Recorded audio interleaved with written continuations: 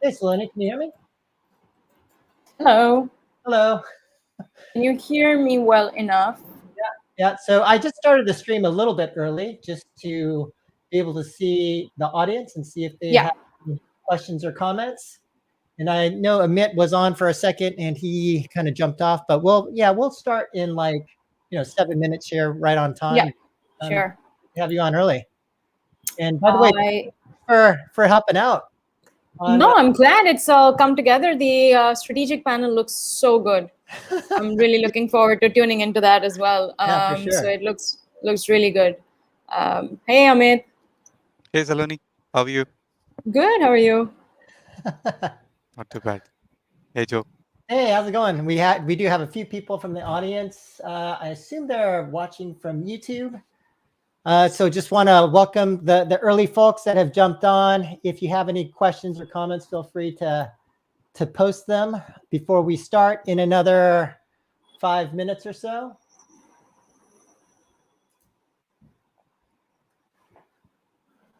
Amit, what's going on with Nukebox? Any new games to announce or anything exciting happening? Nothing to announce, but yeah, we've been working on a new game, so sometime maybe next year. Nice. But it's too early. Yeah. Amit's always playing very close to the chest. He's not telling you about the incredible success that the other games have done. So no, Nukebox is doing just great stuff. It's really great to see what Amit and Subir are up to. We're just trying. Yeah. Yeah, and Salone, I noticed that you guys have been quite active in terms of Medium posts and things like that. So I think that's pretty encouraging. But maybe you could speak a couple of minutes in terms of like the motivation behind getting more content about the Indian gaming market out there.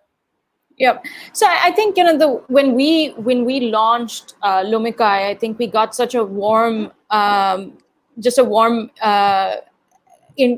embrace from the industry, and we realized that there was so much information that we could share, so much from global best practices that we could help the ecosystem with, and I think that was very encouraging, and we that's what essentially the idea behind sharing all that content is.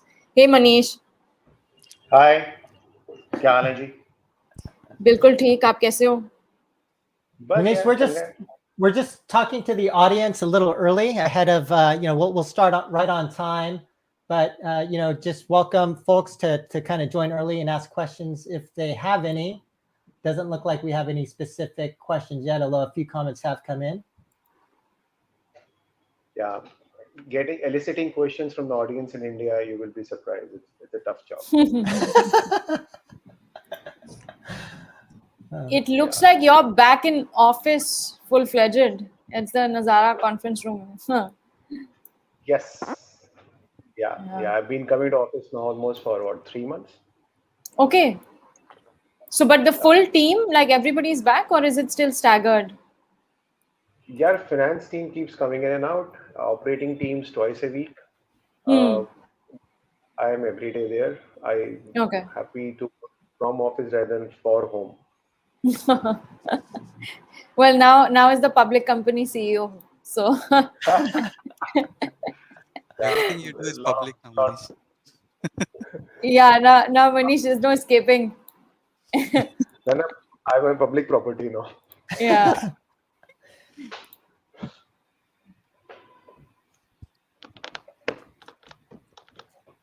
All right. Our dinner can happen now. Now it can happen. But I'm going to ping you separately. And so if you're back to office, we can definitely do dinner. Correct. Good, I was in your neighborhood a few weeks back, and I was thinking of pinging you. Please, why didn't you?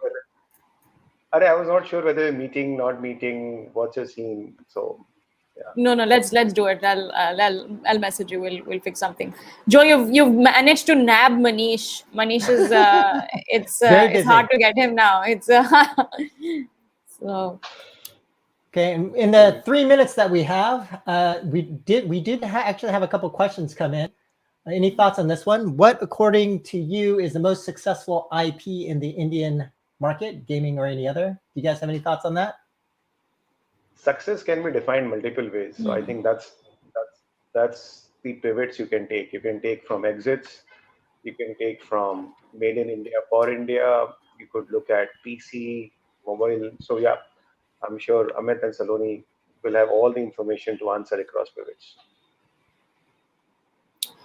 Yeah, I think, I think that's a great point. If you were to look at just Indian studios now building from India for global markets, I mean, clearly Play Simple has been a fantastic example of that, right? And both Sid and Preeti and the entire team has done a splendid job in building a company which has now been exited. It's very successful, has 14% of the global word game market, so that's phenomenal. But on the other side, if you even see some of those other studios, whether it's a Gamation or a Gameberry or some of these other studios that are now building in India for India, now they're starting to rise in the charts. You're starting to see more Indian developers crack into the top grossing charts up until like March, May, June, April, May, June. There were out of the top 5 grossing charts, 2 were Indian titles. So I think it really, I think it really does depend on how you're defining success. But I think overall what we're seeing is just definitely an increased uptick in Indian studios now looking to build world-class experiences. Right, and I think we'll start another minute or two as we wait for Anuj to join us as well. But let's see, one other question. Are we going to discuss different design choices while making commercial? I think, Abhinav, you might want to ask this question to Paul because that's going to be a big focus of his talk coming up next. And looks like someone is benchmarking insights from this for Nigeria and Africa. So welcome, Dele Oshikoya. Glad to have you here with us. And it is 9:30. Maybe we could go ahead and get started. And when Anuj joins, I'll just go ahead and add him in. But first of all, I wanted to welcome everyone to this inaugural India Free-to-Play Gaming Conference. We actually have, in my opinion, a really, really exciting set of sessions planned for you, starting with this panel on essentially how India becomes a world leader in free-to-play gaming. And you can also, for folks on YouTube, you can check the show notes to see the overall agenda, but we do have 5 panels planned. But in any case, I think we could go ahead and kind of getting started with maybe introductions of our panel members here with us. And as soon as Anuj joins, hopefully he'll join on time to introduce himself. But I thought we could start first with Manish Agarwal, CEO of Nazara. Manish, I know you're pretty famous already, but it'd be great if you could talk to us a little bit about your background. Hi, Joseph. Thanks for having me here. Good morning, everyone who's listening, tuning in from India. Good evening from US and rest of the time. So guys, came into gaming a decade back or more than that. Happened by serendipity. I don't claim that I was a gamer in my childhood. I have not have any fancy stories about playing Xbox or console and playing on those games and saying that I was born to build a gaming company. No. I have a very, very standard, boring past of doing my engineering MBA, trying to build businesses, and gaming happened serendipity, and then it hooked me forever. So yes, I am hooked in love in making businesses based on gaming. 5 years back, I would say I had loved making games, but last 5 years have been super busy in trying to just build businesses around gaming. And yeah, I would love to go back in designing games, which is my first love, but don't get much time. So that's it from me. Over back to you, Joseph. All right. And maybe next in terms of alphabetical order, we can go with Amit Hardi, CEO of Nukebox. Amit? Thanks, Joe. Thanks for having us here. Yeah, so I go back about 10 years like Manish with games, and we've been doing or dabbling with multiple ideas since long time now. And I think for us, I think the success, or let's put it this way, I think for us it all began with the success of Food Truck Chef, which was one of our claim to fame. And from then on, we've been working with multiple free to play games, and we followed up that with SpongeBob Krusty Cook Off. And we've been working on multiple such games and ideas, and we are looking forward to make a dent in the global market, which is our primary focus. And yeah, so that's where we stand. Okay, great. And then Salone? Yeah, sure. So, hi guys, I'm Salone. I'm the general partner at Lumikai. We're India's first dedicated gaming and interactive media VC. I've been fortunate to see the industry, at least the gaming industry, for pretty much the last 15 years. And from all sides of the table, I've been an investor, I've been a founder, and I've been an M&A banker. So prior to this, I was with a fund called London Venture Partners, which is the fund which essentially pioneered investing in games and interactive. Before I transitioned to LVP, I was the CEO and co-founder of Truly Social, which was a venture-backed gaming studio building immersive social worlds for female audiences. And then I spent the first 6-7 years of my life in investment banking and private equity with over $10 billion of M&A experience. So yeah, I'm super excited now to be in the India market, and it's been really great to see it from all perspectives. Right. And finally, Anuj. Just in time, Anuj. Thanks for joining us. Hey, sorry about that. No problem. Hey guys, been in the industry now for last 11 years. Again, worn multiple hats. First as a co-founder of a gaming studio back in 2010, when evangelizing the Indian market was a sort of a dream. So made games for the global audience as a startup founder for 5.5-6 years. Then joined Nazara for a year. Then as a CXO for Yuzu, and now heading Corp Dev and investments for Krafton in India and MENA. So yeah, varied roles, been a proponent of Indian gaming industry for quite some time. All right. Thank you, panelists. And so I thought we could go ahead and jump right in with my first question really being around what's missing. And so India, at least in Salone, I noticed that you mentioned a few games that are starting to drive into the top grossing. But when we think about like global top grossing or top free globally, there seems like a lot of promise. And I know we've had recent successes like with Manish and Nazara, but in terms of the industry here, it does still seem to be a lot focused around live ops of mature games from whether it's Zynga, Glue, GSN, and other mobile companies like that. And in terms of other geographies, what we've seen is, for example, in China and Turkey, we've seen like this burgeoning developer community starting to emerge that have started to become very powerful with companies like whether it's FunPlus, Lilith, MiHoYo in China, or Peak, and now Dream Games, and kind of like these companies emerging in Turkey.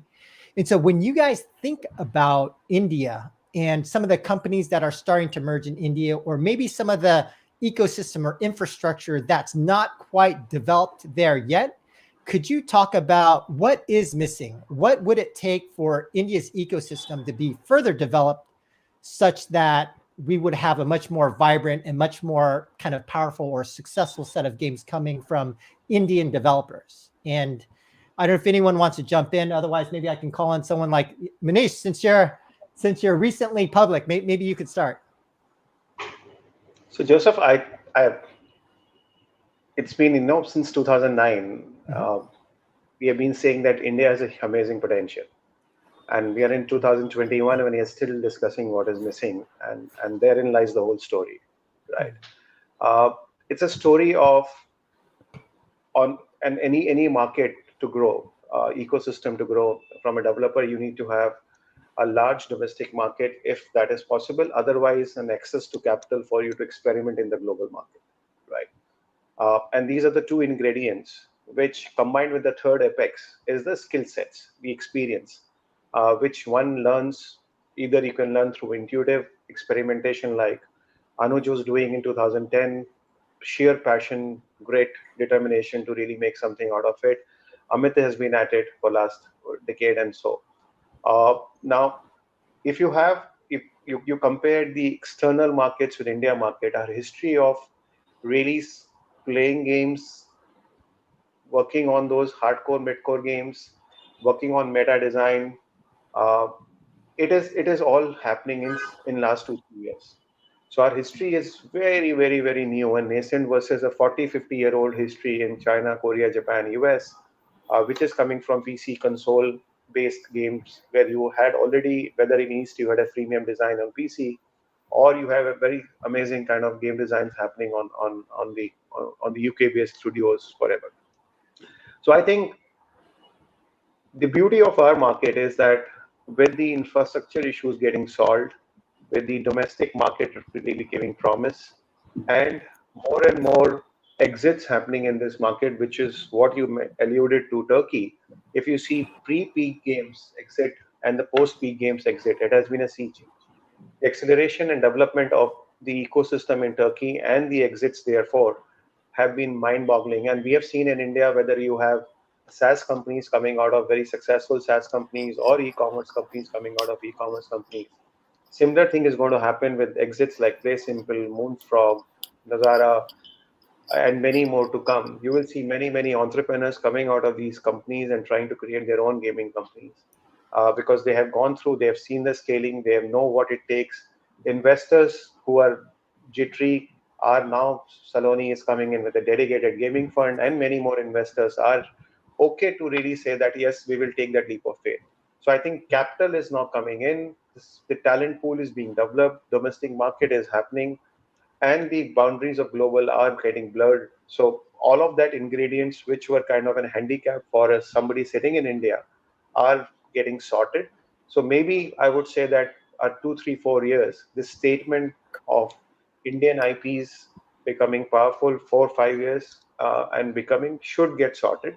It's a journey which we all know that if you are building for domestic market, we are not China. You have to really compete with the global games. Quality of the sheer game animation as well as the game design has to be that par for a mid-core, hardcore gamer. And I think that's where the skill set improvement will happen here. It is a combination of our nascent history in gaming, which is what is leading to all misses. But the future is super bright. Right. Yeah. Joseph, I'll just follow up with what Manish said. I think he has just laid a very good foundation of, not having an Indian gaming, not having a sort of a history, which all these other, mature markets like China, Korea all had. I think it's more of a philosophical question as well. We don't have an identity of the market. It's still being established. We don't yet know how the market is shaping up. Are we a real money gaming market primarily? Are we a casual, hyper casual gaming market? Are we a DAU farm for global gaming companies?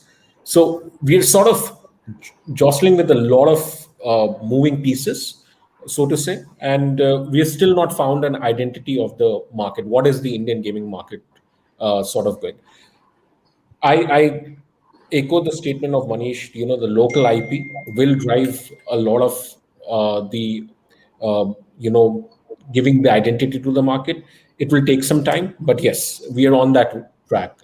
It's still a little immature development ecosystem at a large level, but yeah, things are changing rapidly. Salone, Yeah. go.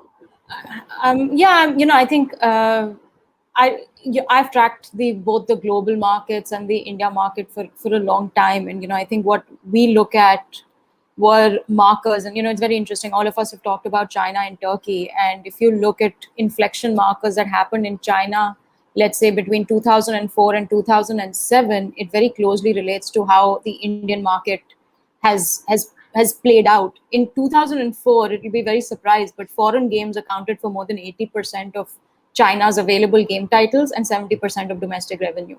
In fact, the top grossing titles in China at that point of time were South Korean and Taiwanese titles.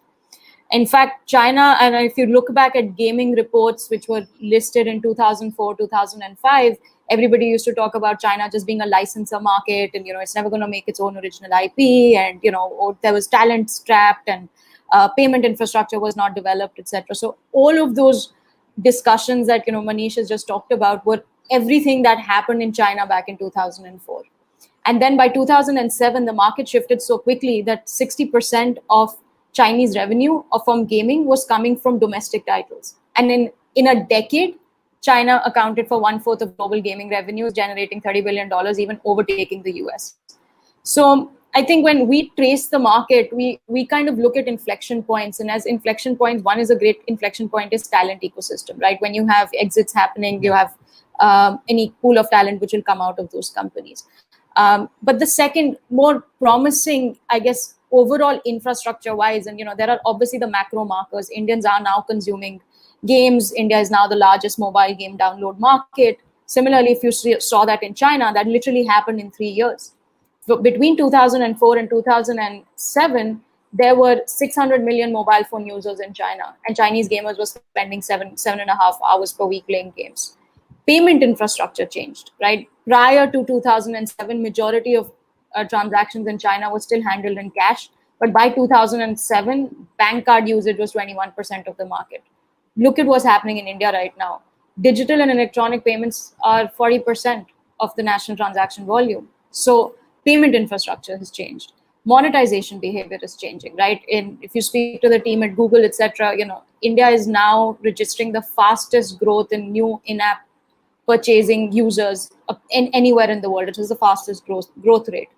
So while these changes, when you're in the middle of it, happen, on a day-to-day basis, you aren't seeing that incremental leap. You aren't seeing Indian companies come into top grossing titles. But in 3 years, 4 years hence, I think the market will be a very, very different place. And if you look at the capital now that's been infused in the last 18 months, there's been $1.5 billion infused just in the Indian gaming ecosystem. That's been way more than what's been infused in anywhere in the last 5-6 years. And yes, albeit it has gone to real money gaming, but now, as an early stage fund, we're seeing people come out of these RMG studios saying, we want to build actually different kind of games, but now there's capital to build those kind of games. Like, we want to go and experiment on casual games. We want to build mid-core games. We want to build other genres. We're looking to build games platforms. All of that, I guess unplugging of that ecosystem is now starting to happen. And we saw this, right? Finland emerged out of erstwhile Nokia. Vietnam gaming scene emerged out of Gameloft. I mean, in India, Zynga alumni is doing so well. We have, Bombay Play as part of our company. So I think this is just a natural evolution. And in India at this point of time, adoption, monetization, infrastructure, and payments has converged in a way that I guess none of us have ever seen. And which has enabled Nazara games to go public, which has enabled more strategic interest. So I think it's a really interesting period. Right, so it kind of sounds like you guys are speaking a lot to resources, capital. I think Anuj mentioned also having an identity, and Amit, as one of the insurgents trying to get to the next level in this space. What are some of your thoughts? So yeah, I think I'll just take a slightly different point of view from particularly the studio's point of view. I think what is missing is, I think we like to look at it from sum of all parts kind of a view.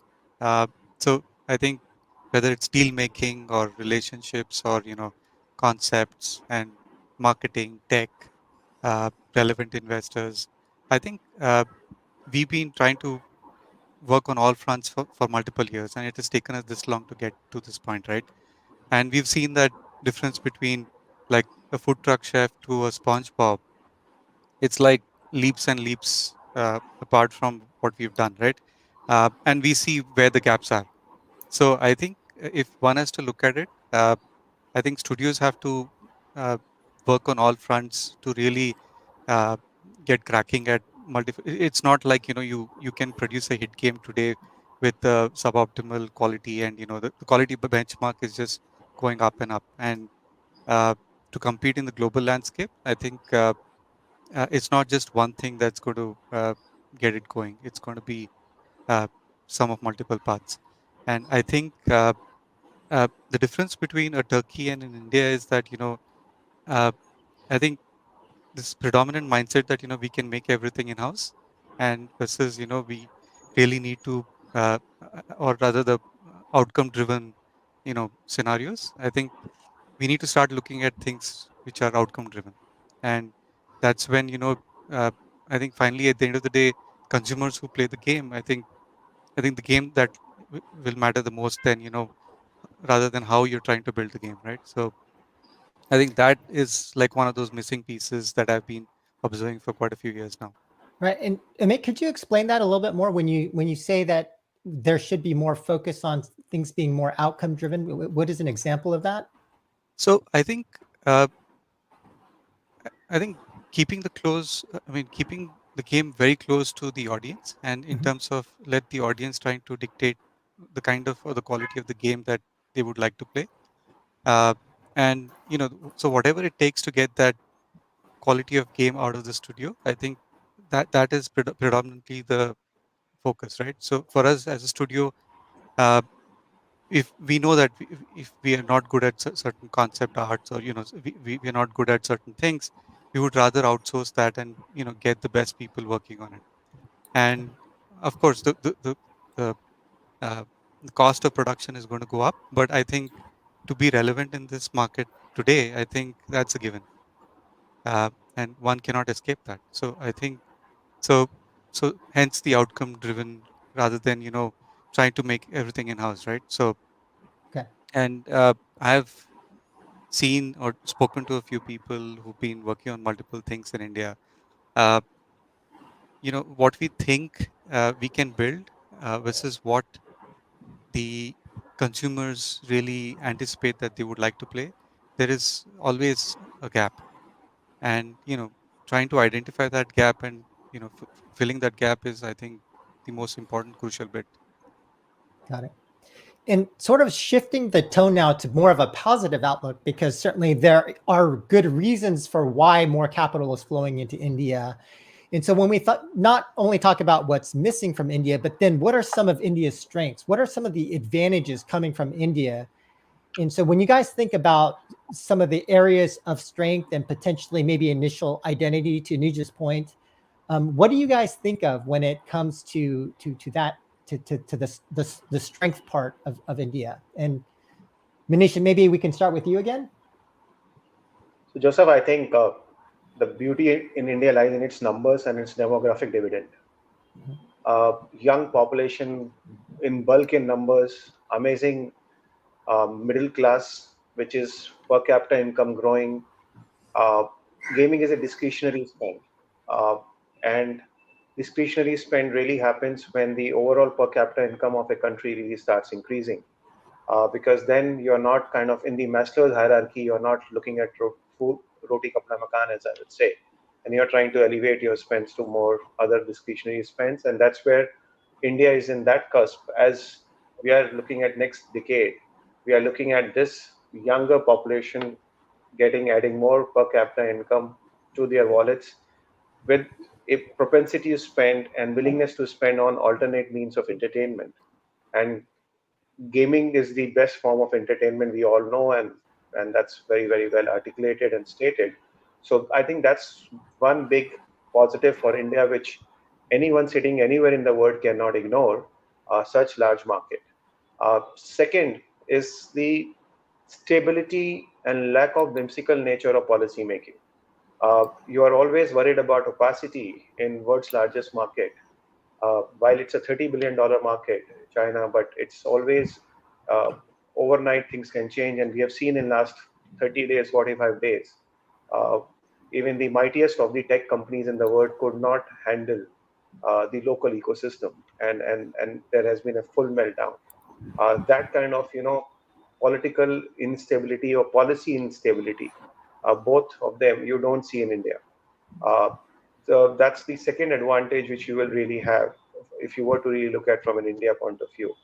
And the third piece is, because of the size and volume of people, you get such large addressable cohorts. Like what Anuj says, identity, I don't think India will have its any identity ever, because we will have 900 million gamers. Out of that, there'll be a full Europe sitting for an hyper casual. You will have a full US sitting in mid-core, hardcore. You will have a largest market of esports. So I think the cohorts of different segments, and depending upon what you want to really kind of attack, you will be able to do that at scale of both volume and value. I think all these three factors really make this market very fascinating. Got it. Yeah. Yeah, I 100% echo with what Manish is saying. I mean, if you look at traditional mass media and mass entertainment evolution in India, you'll see a market which transitions from global imports to, you'll have a healthy balance of global content, and you'll have locally resonant content, and with local content which represents the true mass market. And this is bound to happen. We'll have various genres in the ecosystem, and that's going to be just the appetite of the Indian market is very deep, and there's also a lot of breadth, and this is a market which can essentially support that. I think another is just the hunger and the entrepreneurial desire for India's founders, and just the sheer ambition, right? Like it's a competitive culture that you've grown up in, and at the sniff of a mere opportunity, you will see talent flooding into the ecosystem, and we're seeing this, right? In the last 10 months, 11 months, we've seen 700 early stage gaming deals. Who would have thought that is even possible before we entered into the market? But clearly there is just this mass rush of founders who are coming in, who are far more ambitious, who are bolder, and who are ready to make those bets, and who have a growth focus as well, who are now ready to say, well, now there's capital, there's this infrastructure, we have access to the world's best. The world is condensing. With remote working, you can hire from anywhere. You have the ability to raise larger capital because of higher risk appetite. So you have now these founders who are coming into this space with very larger visions, and I think that's also an incredibly big asset for the market. Okay, Anuj or Amit? Yeah, I think. Amit, go ahead. Go ahead, Amit.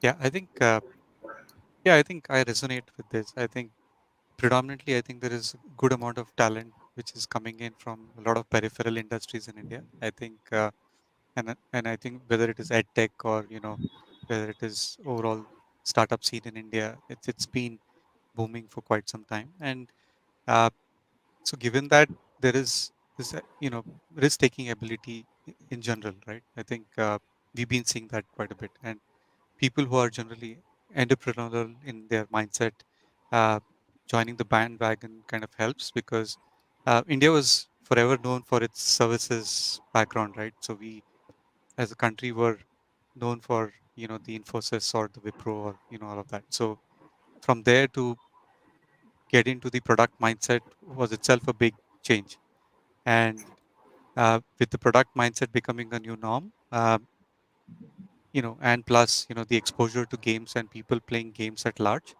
uh, there is that inclination to work in an alternative industry. I mean, in India, gaming is still considered as a you know uh, uh, an alternative industry which is not very well known. So I think when we talk to colleges or youngsters in general, I think uh, there is that you know uh, we see that the people are very well informed, and they're quite relevant as far as the industry is concerned, and they're willing to kind of you know take the plunge. So I think that has been a massive shift. Yeah. Anuj? Yeah. So I think uh, building on all those points the co-panelists made, I think the most important factor is the youth of this country who's now playing games in the last 2 to 3 years. I'm very excited when they enter the workforce and the kind of games they want to make. That is going to be the standards of game they have been playing in the last 2 to 3 years have been, Battlegrounds, Free Fire, the Call of Duty Mobile, the Clash Generation. All of these guys now, when they come into the workforce and they want to try and build a gaming company, that's the benchmark that they have set, and that's why I that's the most optimistic thing for me that will build this market, because it's built by game developers. I mean, let's be very honest. The gaming companies, the gaming ecosystem is built by game developers, Right. and the lack of them, no matter how much we diversify into real money platforms, infrastructure, the core of any gaming business or any ecosystem, the base is always gaming studios and game developers. And if we sort of, that is the focal point, that is where the ecosystem sort of needs to focus. That is where we all need to rally behind. Because if you have plenty of game developers and game studios, all the other peripheral problems will solve. We are already, as an ecosystem, hedged to solve those problems. That is the pain point of the market. And I believe 2 to 3 years down the line, that will get solved at a large scale. Okay. And so we've got about 15 minutes left in this panel. I thought I would ask you guys one last question, and then we'll open it up for any questions from the audience. And there are a few that have been coming in. But my last question would be, in terms of like when thinking about potential ways of accelerating the market. For example, there's notion of like tribes and like different industry groups in the West and things of that nature. What are things that you think that India can do to help accelerate the maturation of the market? And then if you guys have 1 or 2 names of companies that we should be watching out for, I'd love to hear some names. Of course, obviously, besides Nazara and Nukebox, what you guys think. Any thoughts on that? And I think Salone, you go ahead. You track the ecosystem much more than anybody else. Sure. So I think just to answer the I guess the way forward for the market and what the industry can do. I think having looked at some of the developed countries markets, in fact, coming from the UK or even China, for example, from a policy perspective, there's a lot that regulations and policy could do. For example, in the UK, there was the video games tax relief, which was hugely beneficial for game development studios who could basically claim their development costs as research and R&D and could claim it back from the government. And they were, this was a very sustainable way of actually powering your development. And also setting up center of excellences for the game development industry, or also looking at, let's say, game development courses being imparted as part of education. And we've seen China do that. And I think that from a policy regulatory perspective is something that as a fund, we work with policymakers, we work with regulators and plant these thoughts and ideas and saying these are best practices which we've seen from other markets. In fact, in the Ministry of Education has announced with IIT Bombay to set up a game development institute where courses on game development will be offered. And again, these are very interesting and interesting measures from a regulatory perspective that could help accelerate the industry. Tax reliefs, investment credits, and all of these, again, game development is very niche, but if you look at the market and it's growing at a 35% CAGR year on year, it's just going to become larger and larger. And so if you have forward-thinking bureaucrats and forward-thinking politicians, and we are seeing early signs of that, especially with the INB, Information and Broadcasting Ministry, they are starting to think along these lines, and I think that's very encouraging for accelerating just the momentum. In terms of, I guess, exciting game development studios that we've come across, we're a little biased. We have three content studios, one of which we're going to be announcing soon next week. But again, we think Bombay Play is doing some excellent work. It's, again, Zynga team, former founders of Moonfrog, building hyper-social, multiplayer, casual games, building on instant games, and then building cross-platform games. They're doing incredibly well. We invested in them 8 months back, and they're on a really, really solid trajectory. We obviously have another studio called All Star Games, building mid-core cricket solutions.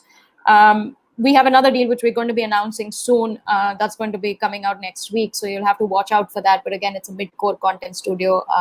Super excited about the potential for that. Outside, I guess, of the Lumikai portfolio, I think we really respect what some of the other developers like Gameberry, etc., are doing in the market. They're making interesting work. We're also seeing like young indie developers who are really differentiating themselves in the type of content that they're building, and both for the global market, whether it's PC or Steam games. There are a bunch of these studios that we really like tracking and stay in close touch with. Right. Any other? So just to kind of share with Joseph, the industry is working. So there are 3 bodies which really kind of evangelize with policymakers at center and state: Internet Association of Mobile, Indian Association of Mobile and Internet, IMAI, FICCI, and CII. So I'm working with all 3 of them to really create a cohesive which can cuts across freemium, real money, skill-based real money gaming, skilling, capital, taxation. I think the key thought process, there are 4 5 pillars on that, and we are working on it. But the key thing is here, how do we really create more and more talent pool, uh, which could be done through making India a very exciting hub for the global companies to set up their bases. Because I think the best learning can happen on the job. And as Amit was talking about, I think Salone was talking about, is the Zinga Mafia. They've all come out with doing on the job training and learning some of the best product and design skills while really improving the retention and monetization of those games. So how do we make India a really exciting place for the global companies to set up their bases? And like Anuj is now working with Krafton. How can this become a big Krafton development center here in India and really have, let's say, a battleground entire team being set up in India for doing that? That will really spur huge amount of ecosystem development, right? Uh, Zynga, EA, Ubisoft, all of them have really contributed in a meaningful manner in last decade in adding to the talent pool in this country. So I think that's one key thing which we need to really, as industry also, we can evangelize the quality of talent which we are seeing every day, to give more and more comfort to our global peers and friends that, hey, listen, come India and set up your shop. While government will do many things, giving that comfort of uh, of a stability, of great talent, of professionalism. It's not a land which is still red in of snakes and cows. Is what something we can all do to really influence more and more people to come here. I think if that's one thing industry can really do, rest of the things, as industry bodies and groups, we are all coming together to really help in defining policies on many other aspects. Anuj, any thoughts? Yeah, I mean, I think Salone and Manish have covered everything related to I policy. I thought I just thought Anuj is going to announce. I thought Anuj is going to announce a big R&D center right away off the bat. not in my view. But anyway, I would like to make a comment. I mean, Amit would agree with me. Anyone who has built a studio in India knows the fact that one of the biggest challenges you face is the talent. And I think Joe, you must be also sort of with LILA. It's like running a gaming finishing school. Uh, uh, Sort of when you're building a studio, like it's 6 months of training of the fresh talent, and then you start actually uh, working on a business. So I think all the policies aside, we need you know talent creation, which is the most important aspect of the ecosystem need.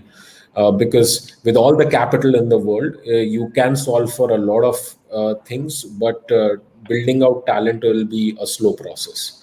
uh, and that might lead to the slow growth, or anything that is that can slow this down momentum that we have behind this industry. So that is, in my opinion, the number one challenge. Amit. Yeah, I think, like you said, it's a finishing school. I think we've been losing a lot of talent to the West. I think we've, we've seen that in and out, and uh, I think we've stopped relying on, uh, you know, uh, highly experienced individuals, and or rather people with great backgrounds, because we know that's a very short-term endeavor. But Amit, we've Amit, that's not, you have not relied. That's a necessity now that well, you have young we've been people. doing that for quite some time, and it's Yeah. also, I think, given the scenario, I think we realize that it has to have a steady pipeline of talent coming in, and we have a specific 6-month induction going on for people in different streams. So, and that's the way we're thinking of building talent. Uh, and I think if you just look at the industry as a whole, right, I think uh, whether it is Zynga or Ubisoft or any other uh, global entity having setups in India, uh, I think there is a very limited pool of uh, gaming experience talent pool which is circulating all across, right? So it's not like, and there are very few who are hiring fresh out of school. So I think unless we go down to the grassroots and identify talent and groom them, that pipeline is never going to get established. So yeah, I think a lot of work needs to be done there.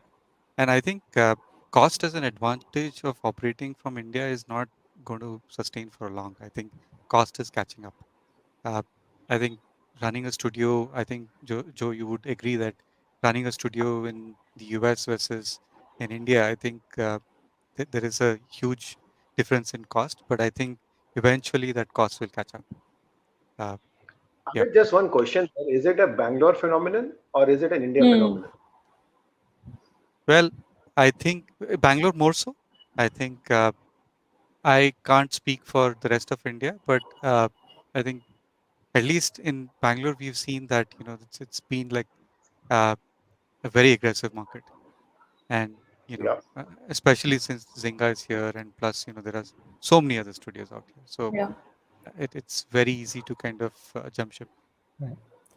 Yeah, but And I think also what? we're seeing other hubs emerge like Hyderabad, Pune. We're seeing now some of these other hubs emerge out of smaller cities which are now building studios and with a lower cost base. But I do agree. I think cost is no longer going to be this factor of driving an arbitrage between global and India. I think that's going to change. But this comes back to the fact that culture of game development studios and building highly retentive teams becomes very, very important. I think that has been undermined and underestimated. And in general, when companies are looking at culture, etc., we find these thoughts a little bit, I guess, not as paid attention to. This is why we set up a panel of leadership development coaches who can work alongside our portfolio founders to start thinking about, how do you build highly retentive team cultures. And it's not about giving free food or bikes or Dubai vacations. It's actually about really entrenching loyalty and building those teams which are high performance, high caliber, and there's much more to it than just monetary values, and you have to think about that. And we've seen examples of this in global company Bossa or Space Ape or some of these other studios which have managed to build highly retentive teams and cultures in markets which are incredibly competitive. I think that same kind of mindset and ethos has to come here. Right. So I think another point which I should touch upon is that COVID accelerated the attrition for most companies. Yes. I think there has been like 30 to 40% attrition across the board. Hmm. I think predominantly everyone is working from home. There is that sense of attachment to a studio, or the sense of working together with people is gone out of the window. So I think that has one of those big roles to play, especially in the last year or so. Mm-hmm. Yeah, maybe one other point is that I think what happened with a lot of teams is because of COVID, they started looking for more remote workers, which then led them to cost, which then led them to like try to hire engineering in particular from India. So, I've spoken to a number of engineers. It's like, well, I'm going to be going to Finland. I'm going to Germany. I'm going. I would like to work for your company, but I'm going. They're all jumping, or they're just taking jobs with folks in. And in addition, I do think that certain companies, Glue in particular, after the acquisition from EA, they've been shifting a lot of their workforce specifically in Bangalore. So, by the way, so for our audience, there's a ton of questions coming in. Sorry, we won't be able to hit all of them, but maybe we could hit one really quick before the next session. Let's maybe this one from Datsal Chintalapati. Would you say that most folks who are looking at building games currently look at it more as a business, which leads to the situation of what might work rather than what we are passionate about? So Anuj, go for it. Anuj and Amit, that's your favorite question. Yeah, I think there is a lot of passion which is required for game development, surely. And the passion, when you start building a studio, the first 1 or 2 years, when you have savings that you put in, that's how passion rules your mind. And then as soon as the semblance of a P&L starts to come in, it's the business prudence sets in. And then when you realize that passion is needed but might not give you that studio strength, I think there's a balance needed for both. You need passion for game development, definitely, especially when you're trying to build a culture. You need a team that unites behind that vision, the game that you're trying to build. But business prudence is what is missing in a lot of young independent developers, and that's needed. Sort of mentorship is needed to go through from. It's not the suits versus the Bermudas in a lot of sense. It has to be both. That's my sort of take of going through both sides of the table. Yeah, I think passion does not pay salaries, right? So I think, at the end of the day, it's a choice that you make between being an artist versus a craftsman. So I think being a craftsman, it's a combination of the art and the science and the commerce of it. Uh, I think we've spoken enough about it, but I think we all start passionately about the industry. But I think when the reality hits, you realize that, finally the games that you're building have to make money so that you can sustain them. So, and if one starts to think about it as, and that's how the F2P market has been defined as, right? You're giving away games for free and then trying to realize how to make money out of it. So, and that's not going to be easy. So, uh, yeah, so, yep, it's a combination of, or rather the craftsman mentality that, is essential rather than just looking at it from a pure passion play. Okay. So we've got about 1 minute left. So I wanted to thank all of the speakers. Thank you so much for your time. But maybe if you have one last message you'd like to relay, or how people might be able to get in touch with you, maybe we can start with Manish if you have that final message from you. I think just hit me for anything which you really need. As Nazun said, love to be a big propagator of Indian developer ecosystem. Want to see Indian IPs ruling the roost in India and globally. And hit me on it for anything you need. Manish at Nazara.com. Okay, and then maybe Amit. Yeah, so I think so we are happy to talk to anyone who's interested in going down the game development journey, and at least we can share our experiences and the do's and don'ts, and happy to help anyone who wants to seek any sort of help. Uh, I'm available at Amit at nukeboxstudios.com. Salone? Yep.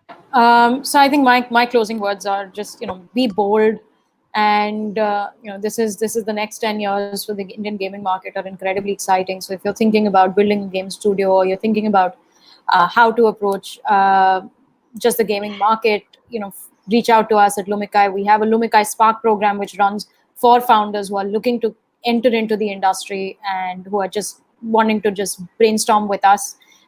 There's that avenue. If not, I'm at Salone at Lumikai.com. We also have hello at Lumikai.com, and we're very, very responsive. So just reach out to us. All right, and Anuj. Yeah, super exciting times to be in the gaming industry in India. Finally, we are seeing whatever me and Manish have been talking about for the last 5 years coming to a reality. Selling India at all conferences. I mean, finally things are becoming real. Finally, we don't have to sell. So hit me up on LinkedIn or on Twitter. I'm at Anuj_Tandon. Apart from BGMI stuff, you can reach out to me. Awesome. Yeah, I've seen Anuj's Twitter posts. They're largely like customer support complaints. It's really hilarious.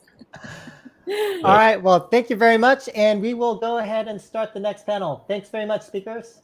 Thanks. Thanks, Ashok. Lovely. Bye.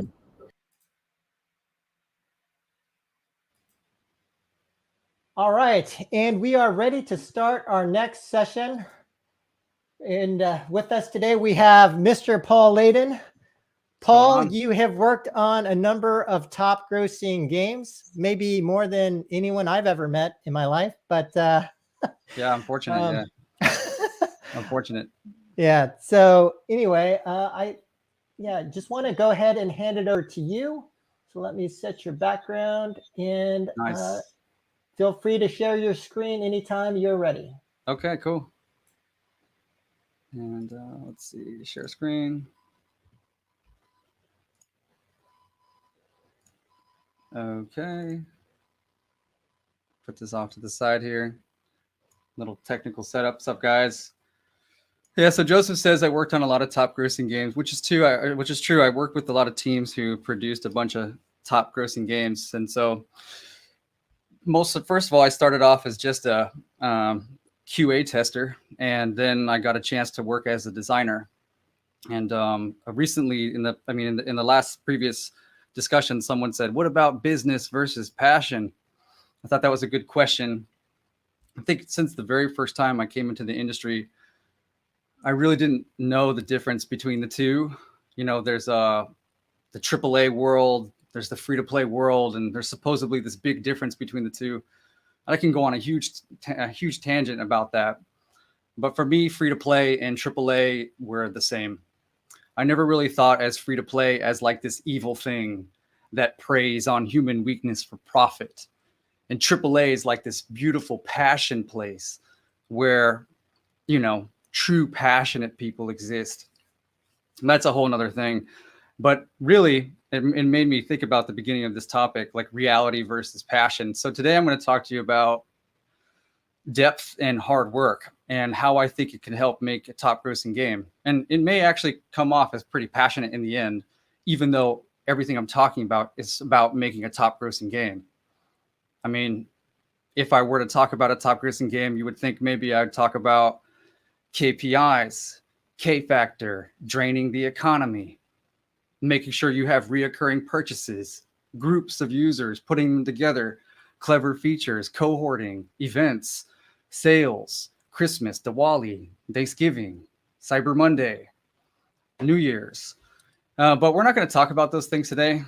I think those things are a little bit stuff I kind of don't like to go into. Usually when I give a presentation, I like to talk about basically doing the work. If you've ever seen any of my YouTube content, I just do the work. I really don't want to look back on my career and see me talking about things I know unless I have a really great product under my belt, which is something I'm trying to work on here at LILA now. So without further ado, let's go into the talk. Let's say you were trying to make a top grossing game in one of these categories, which is known as 4X March Battle. You got Rise of Kingdoms, Ebony, Game of Thrones, Conquest, number 28 top grossing, 46 and 94 as of August 23rd, 2021. Your company's got a big old bank account. Some executive hires a bunch of people, a bunch of artists come in. They got their Cintiqs, they're cranking stuff out, PMs walking around, designers trying to come up with something. They got to come up with a theme. I mean, what are you going to do to get into this space? This is what the industry is really about. It's about getting into a space. It's about creating something within the space, unless you're totally innovative and you come up with something like, I don't know, Minecraft or Flappy Bird. And if you could do that, then good for you. But for the rest of us, we work for our paycheck rather than waiting to win the lottery. You know, those lottery hit games are tough. A lot of us are analyzing, trying to figure this out. So for the most part, these are some tough games. I mean, let's just take a look at Rise of Kingdoms. I mean, Rise of Kingdoms, here's a little video of it. I mean, this thing's polished, man. I mean, let's just rewind it here a little bit. See, oh, my video might freeze up for a second.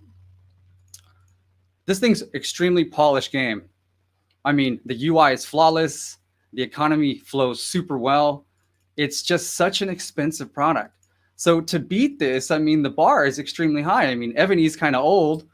Game of Thrones, I mean, they have the IP Game of Thrones, for the God's sake. So maybe IP is not even the answer. So do you make a better version? I mean, Rise of Kingdoms is pretty good. But what do you do about these games, match threes? How do you make a top grossing match 3 game? You got Toon Blast, Gardenscape, Royale Match. I mean, all these match 3 just as equally as one another. They're all pretty colorful, all pretty sparkly. I mean, what do you do? Match candy, match gems, match flowers, match. How many different themes can you think of? You're going to put an IP on this? Marvel match, Power Ranger match. I mean, look at Match Royale. I mean, this game is incredible. Royale Match. I was just playing it recently, and it's got a lot to offer, man. It does it super well. And they did it in the midst of everyone else. Like King.com, where are they at? Right? They supposedly have all the analysis, all the data, all the team, everything. And this isn't by King.com. So how do you make a top grossing game like this? And it's actually evaluated like $1 billion company or something like that. It's crazy. The success on this game is insane. I actually really big fan of this company. Now, how do you do it with a shooter game? You got Garena Free Fire at top 25, PUBG Mobile top 26 as of August 23rd, at least in the United States, and then Call of Duty Mobile top 34. I mean, all of these games have characters that run around shooting guns. Someone gets eliminated when they're shot enough. I mean, how do you get into that space? What do you do? I mean, let's take a look at maybe some Garena Free Fire. I mean, this game's not that great looking, right? How does that work? How does this game become the top grossing game of all the shooter games? And that's a really big question, and a lot of companies want that answer. How do you make a top grossing game? Or a game that does well in whatever your target is, which mostly is top grossing. So here's a slide that kind of tries to explain it at a really high level. Now, by the way, I'm just making a presentation here. I'm just trying to have fun, talk about things. This isn't everything that people do, but it's basically high level what I think happens. So in the middle, you have this little illustration of a gaming company, and there's some existing experience there, right? Most people have existing experience. And above the black line, you see they want to hire the best. You know, we're gonna, you know, we're king. We got the money. You know, we're Supercell. We're gonna hire, right? We're Krafton. We're us. We got money. We're gonna hire the best in the world. So, oh, we got the designer from King.com. Oh, we got the designer from Supercell. Now we're good. Or maybe they're gonna use a ton of analytics. So yeah, we got analytics. You know, we're AppLovin. We're Zynga. We're Voodoo. We have so many games. You know, we know all the analytics. And what they hope to do in the space is to potentially make a game that's just higher quality, right? Maybe like Rise of Kingdoms was higher quality, right? It has maybe a unique approach with the features.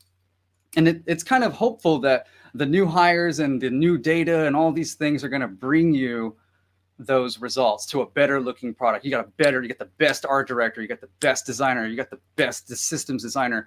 Now we got this. Or maybe you have a different strategy. Like you decide, you know what, we're just going to be like Garena Free Fire. You know, we're not going to be the best. We're just going to be the most performant. We're going to perform the best and be delightful across many devices. And that's one way to do it too. But it's still, again, a strategy. Or maybe you're going to be like what is that game, Royal Match, and you're going to be a little bit of all. You know, you're going to have a good strategy, better looking, and a unique approach to features. But this is sort of where I think most people kind of live in. And so let's take a look at what it's like to get a new hire for your top grossing game. And the companies are throwing around a ton of money for this stuff, right? So over here, you got a bunch of guys trying to get the job. This lady, she got the job. She got 5 to 8 plus years experience. She launched a couple titles. One was a big hit in the category that you want to get a top grossing game in. She interviewed super well, and she presented a really cool design doc. She's going to give you the edge. I mean, what does the company really hope from these great hires? And in fact, a lot of companies get really annoyed by this. They're like, geez, the CEO, you know, he keeps on hiring new people. He thinks that the silver bullet's going to walk through the door. We already have a lot of existing talent. And gosh, I mean, what's going on? So even just getting a new hire into the flow of things has its complications. But I think what people hope for is that this person has gone through a bunch of experience. I mean, she's played a ton of match threes or, seen UI that failed. Somebody's like, let's make the UI like this. And she's like, no, you don't want to do it like that. And she's looked at bunch of databases and made live tools and been there for the Diwali sale, the Christmas sale, the New Year's sale, the Halloween, and she can actually make a game that's a business. But sometimes that's actually not the case. There's actually a lot of people who have a lot of experience who are actually not that good. Not that I'm good, but for example, you could work at PUBG for 5 years, but that doesn't necessarily make you good at the next shooter game. I mean, there's a lot of features there before you. I mean, you could have worked at King.com and launched the game that was a top grossing game, but maybe it was riding the back of a bunch of other successes. So what you're really hoping for is that the authenticity of the experience and the intuition is there. And what about the other side of the industry, which is analytics? And analytics, you have a few things that I just put down a couple here for fun. This little image here represents like a little database, and you got your little data person here. Your feature seeker, right? They're on LinkedIn. Hey, I found this battle pass feature. It's awesome. Or the feature measurer, like, hey, this feature is worth 3 cents because it's cosmetics. And at Zynga, we measured this as 3 cents based on the ARPDAU and all this measurement. Or the database of stuff. What is that? You know, AppLovin's got all this information. Zynga's got all this information. What is that information? Oh, maybe it's like, we know blue is better than red, and we know scarecrows perform better than pumpkins, and we know that in the first 3 minutes, if you fail, you could, in the first 3 minutes of your gameplay, you're likely to quit. And if we can get you to spend in the first 10 seconds, then maybe you'll be a bigger spender. And this is just massive database of stuff. And so you have your lifetime per user stuff. You know, people talk about the K factor and all these metrics. And there's even the platform researchers, people who say, hey, you know, fish games do really good on Facebook, so we should make a fish game. Oh, look, there's a really trending thing on Steam. We should make one of those kind of games. Let's research all these things. And maybe this will give you the edge to your top grossing game. And this is sort of the same thing as a new hire, right? You're going to have data, you're going to have metrics, you're going to have insight, you're going to have marketing, you're going to have features, you're going to have basically experience and intuition. You hope that there's going to be something. The analytics are going to tell you, if you're Game of Thrones, it could work because people like Game of Thrones and it really fits this and the color scheme of this. And I talked to this one company, and if we add this clan feature, it'll really take us there. And if you have the right hires and the right analytics, everything can come together. And I think a gentleman in the last call just said it, like, the passion and the business comes together. And we have to shake hands. And I wanted to talk to you today about something that I'm just going to call depth and doing the work. And I think this concept actually equals almost every single concept indirectly, just because of the act of doing the work will actually unlock everything that's otherwise kind of confusing in the industry. I'm going to use two examples for this: mobile shooters and maybe a match 3 example. So throughout my career, I worked in a lot of situations where I didn't feel like I was as good as some of the people around me. Got these Yale guys, these Stanford guys, you know, they're laughing at games. Ha ha ha, you know, this game's funny. And, you know, I always kind of felt like maybe I don't quite understand what I'm seeing here. How are these games top grossing? How are these games working? So for the longest time as I can remember, since about now going on maybe about 10 or 12 years ago, I've always just studied a lot of games. And I just do a lot of work. And I believe it's a result of that work that is probably your best bet of getting a top grossing game. And I'm going to demonstrate some of that work right now for my attempt at making what I believe is going to be the next top grossing shooter game. And right now, that's my big mission at LILA, is to make a top grossing shooter game. During a dinner one time, somebody was like, "You're trying to make a shooter game? You're crazy." You know, they're just like, "Yes, it's too much." But they don't really understand the kind of stuff I do. So let me show you an example. I'm going to switch over and kind of share some depth in doing the work. This is an example of illustration file of me looking at a feature inside of PUBG Mobile. And if I keep scrolling up, you're just going to see these lines pointing at certain features. And everywhere I go, you're just going to see more of that. And if I keep zooming out, you'll see that about 9 months ago, maybe more, I researched every single feature inside of PUBG Mobile. Every single one. Something I've done for a very long time when it comes down to a product that I'm really serious about trying to take down, where I'm trying to get in there. I know every single feature by its name. Even the fact that there's a no internet screen. Do you know what a no internet screen is? And no internet screens when you log in and there's no internet. I mean, that's a screen and someone's got to design it. Or what about a down for maintenance screen? Or what about the FAQs? What about the push notifications? What about how you jump? What about how you land? What about how you run? Every single feature in the entire game, every single one, I got it by its name perfectly. And I believe that this kind of work unlocks everything that I believe what it takes to actually make a top grossing game. Here's a list of things that I think is what really makes top grossing games. Above all, this is just in my department. And there's really strong people that feel really strongly about analytics and marketing, and we need those. And you know, he's brilliant at those things. And I'm glad that he's on my side because I really love this kind of stuff. So what I'm going to do is keep on showing you some research and show you how deep that I will go to actually try to crack the code of what it takes to make a top grossing shooter game. And then I'll show you with match 3 too.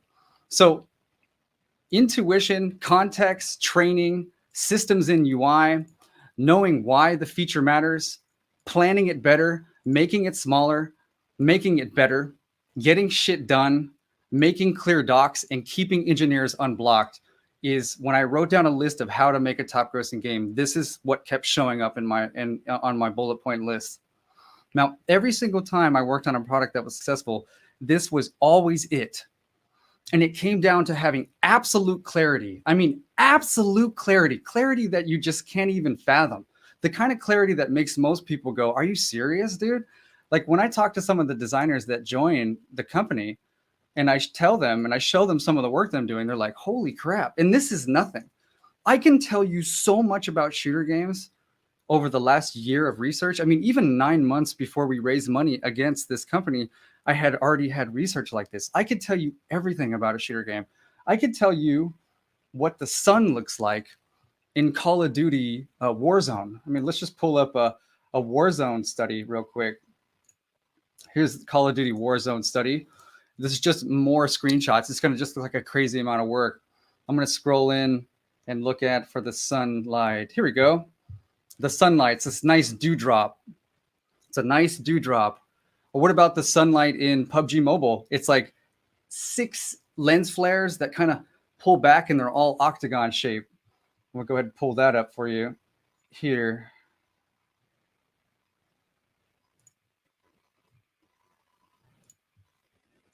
PUBG, every screenshot that I've taken just for environment purposes. Here's the, tons of octagon lens flares. And it's kind of like that in Call of Duty Mobile as well. Call of Duty Mobile research.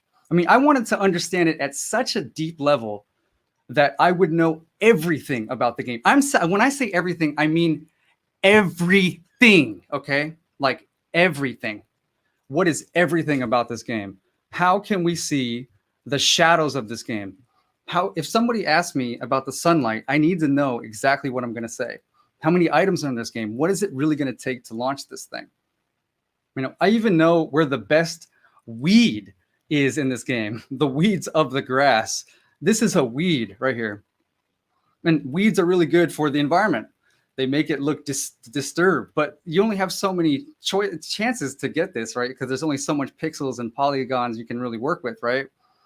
So, a really good looking weed may look like something in Grand Theft Auto 5. This is some super good weeds down the side of the banks. But can you accomplish something like that? I mean, probably not, but it's at least a good example. And it doesn't even stop here. I even have Call of Duty Mobile research similarly, almost about as much as PUBG, not as much, but I had to stop at a certain point because there's so many things you can research at once. And so I can get a feature list down to such minute detail that when I'm working with a PM or when I've showed some CEOs back in the day and they say, man, this feature list is crazy. And I'll say, no, man, that's a top grossing game right there. If you want to make a top grossing game, then that's what we need to fucking do. Guaranteed. And of course, there's your own spin, right? You can't just make a copy of exactly the game. So how do you do that? Someone once asked me, which is a whole nother topic. And I'll get into that maybe with the match 3. So after I broke down every single feature in every game, from the sunlight to the shadows to the way that the windows are tinted or not tinted on cars, every single gun skin, every single button, knowing everything, even watching some YouTube videos that are in different languages because they're not explained in English, because PUBG has a lot of foreign language YouTubers that I can't even understand. After I've researched everything, I can then break things down to such an easy way of looking at stuff that we can plan it better. I can know exactly why the feature exists. I mean, in knowing exactly why, not just arbitrarily, not just saying, hey, we need clans. I mean, a traditional feature list for most designers is like clans, battle, shop, clan shop, and it's deep, but it's not that deep. And so this research is non-stop with me. And even if I show you some stuff that I'm doing with my team, this is a research of from a designer that we work with. His name is Premjeet. He was tasked with looking at every single item in Garena Free Fire. And when I told him about this, I was like, yeah, man, it's going to be a lot of work. And he's like, holy crap. I mean, if I keep scrolling out here, this is such a tremendous amount of work that it's almost just ridiculous how many screenshots this is. One by one, everything, breaking down every single character, every single gun, mapping it around the entire thing. And I'm able to do this with my team because I lead by example. I tell them, look, man, we're going to be in the business of the shooter game, and I'm going to have to manage a big economy here. I got tons of Saturdays to fill. You know how many Saturdays I got to fill? There's so many Saturdays, so many weekends, so many events. I mean, exactly what level of customization will we be able to give? I mean, this is super important when it comes to context of a feature. When you say you want to add a battle pass in your game, well, how many tiers is the battle pass going to be? Tell me how many tiers is what's going to be in that. Tell me, well, how many tiers you're going to have in that? And what's going to be on tier 20? You think you have something engaging enough to get people to tier 20? And then what's the leverage? How are people earning XP against the battle pass? Do you have weekly missions? What are the missions? And this is extremely difficult industry to work in. You have people who are constantly trying to figure things out. They're like, we're going to slice up the features and know we're going to test it. Some PMs have these big, bright ideas. We're going to test these features in small countries, and we're going to get the data back on it. So how could you even know if the feature would work? I mean, if you're going to test clans in a small country, don't you need a ton of stuff for clans to even work? You need a player name. You need a player profile. You need the game mechanic. You need chat. You need a clan menu. You need a reason for it to even exist. It is so intertwined that the better you can really understand where you're going, I feel is the best way to make a top grossing game. And it really comes down to making clear docs and keeping engineers unblocked. I mean, when you look at the expense of engineers in the Silicon Valley, it's through the roof. Your burn rate is just going down. So when your designer walks in, he's like, yeah, I got 5 years experience. Okay, whatever. Tell me what we got to do, man. Okay, you worked on PUBG. Great.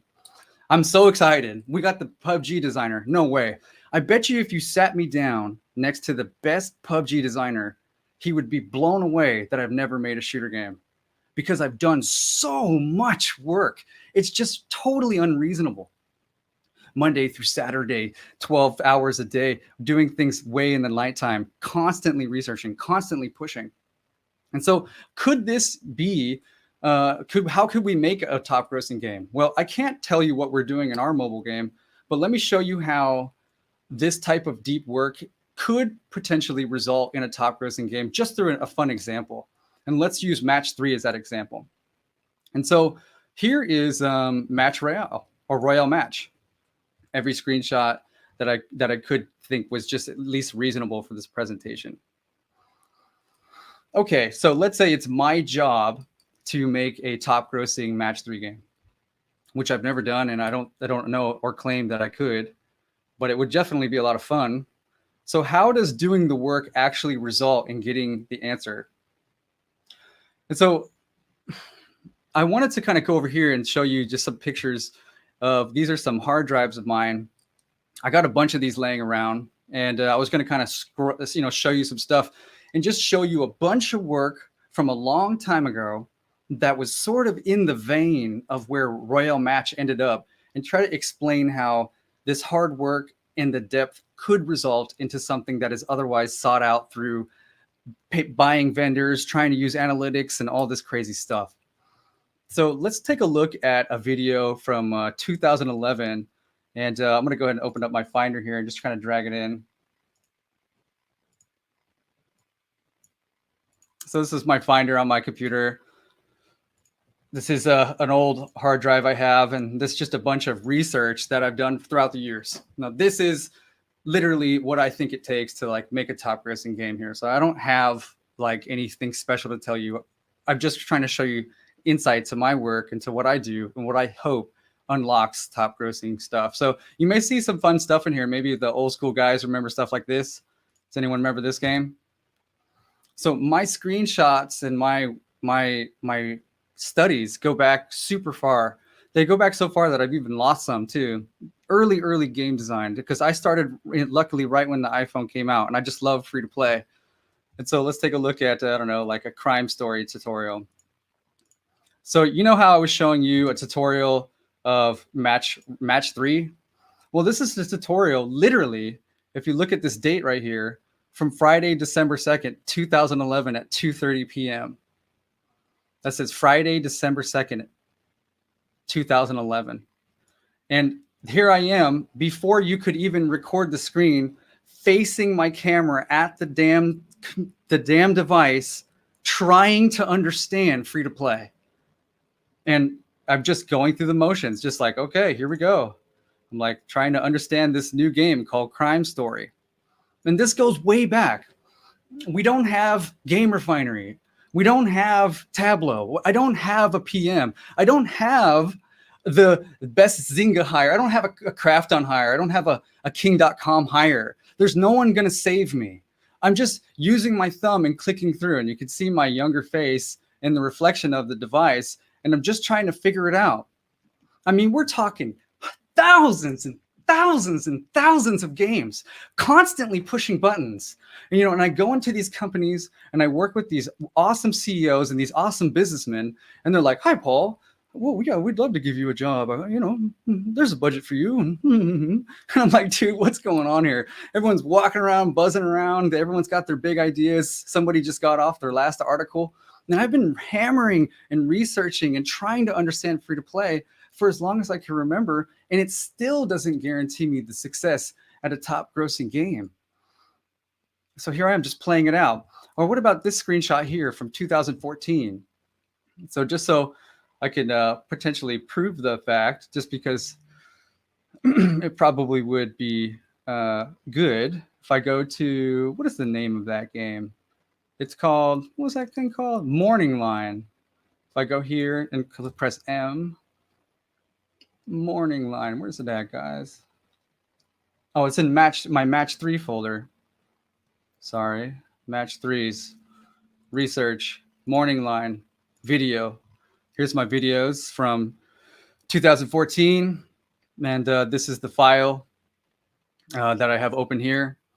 This was me trying to figure out every single level in a match 3 game.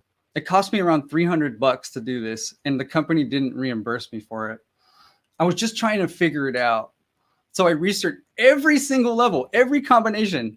I was just curious. I mean, I was told we may work on a match 3. Do I have any ideas? So I went the distance. I tried to figure it all out. And I chose a relatively less known match 3, hoping that I could find simplicity in it and maybe it would end. I wanted to see the levels repeat. I wanted to see if it was possible to see how this thing worked. So let's go back to Match Royale and then go down to a time when I was working on a game called Adventure Communists. I made a YouTube video. I was trying to make a game that was better than Adventure Communists. Now, this may be too lengthy. I don't want to get into it. But essentially, I tried to make a series of videos where I was trying to make a game that was as good or better than Adventure Communists. And I came up with this idea, and it looks like this. So this is the game. There's a bunch of stuff down here that you click, and there's people up here screaming help. And then there was this idea that there would be a bunch of zombies running towards this structure, because I noticed that AFK Arena had an incredible advertisement that didn't even make sense for their game. It was just a lot of zombies running at a hero. And I thought, if I could build this mechanic of a lot of zombies running into into a hero situation. If you see here, it says AFK Arena is advertising with content that doesn't exist. Simply why? So I thought, if I could get into this space, I could potentially create a design. And how did I come up with this design? And would this design even work? Well, it comes from, years of recording stuff and just thinking about stuff. And I thought, well, maybe if there's someone screaming help, and it's this whole situation, it could be a theme that works, a brand that works, and a game that works. Fast forward to a time when I got a deck from an analytical deck from Liquid and Grit, one of the best decks out there. I mean, Liquid and Grit is like one of the best for when it comes to analytics on games. And I still have that deck right here. And if I scroll down, it said, hey, there's this game called Piggy Go. It's like Piggy Go introduces Lily's Kitchen. And so I decided I was going to study Piggy Go. This was in, I forget when this was. This was like a couple months ago. I took every single game, every single picture, and I started to maybe try to, make improvements on it. I was like trying to design things for it, look at all the Facebook touch points. How are they trying to integrate Facebook? And I'm just super curious. I'm just super passionate about this stuff. And what's so cool about Piggy Go, I can actually pull up the research. Here's all my videos. You can see some of them. This one's at 9:54 p.m. on a Wednesday. And I work all day because I work on an American schedule and I also work with India. So I'm doing this stuff. I mean, my investors don't want me researching match 3 games. I mean, do they? Does Joseph want me researching a match 3 game? I mean, I'm supposed to be working on shooters. But the thing is, I just can't stop because I have to know, because there are serious consequences for me pretending that I do know. There's serious consequences for me writing articles and taking podcasts and spewing out a bunch of information that may not be right. I just want to be right. I just want to win. The only thing I want to do is make a game that changes the lives of the people who play it, changes the lives of the people who work at the company, and then changes the lives of the investors who invested in the company. This is what I really want to do. And so what I noticed is that on the second login for Piggy Go, there was this really funny moment where it said, you unlocked a new feature. And that new feature came into the form of this girl who was screaming for me to open up this cage. I got to find it. You guys got to see this. It was so cool. I'm not be able to find it that quickly. I thought it was on the session too. Where you at, lady? Well, it looks like she's already freed. Well, let me show you what I found in my research. I found that there's this girl who's screaming for help in a cage. And I was like, damn, I was just thinking about that. I mean, just like a year ago, I was trying to design a game that was lucrative in 2020. And here I am in 2021, and I saw this help.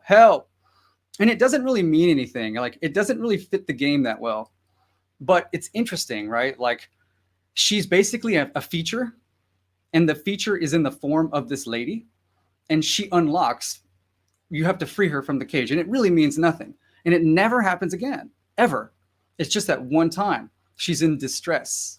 And then she thanks you, and she becomes this menu, which is the menu that I was looking for when I first looked for this doc.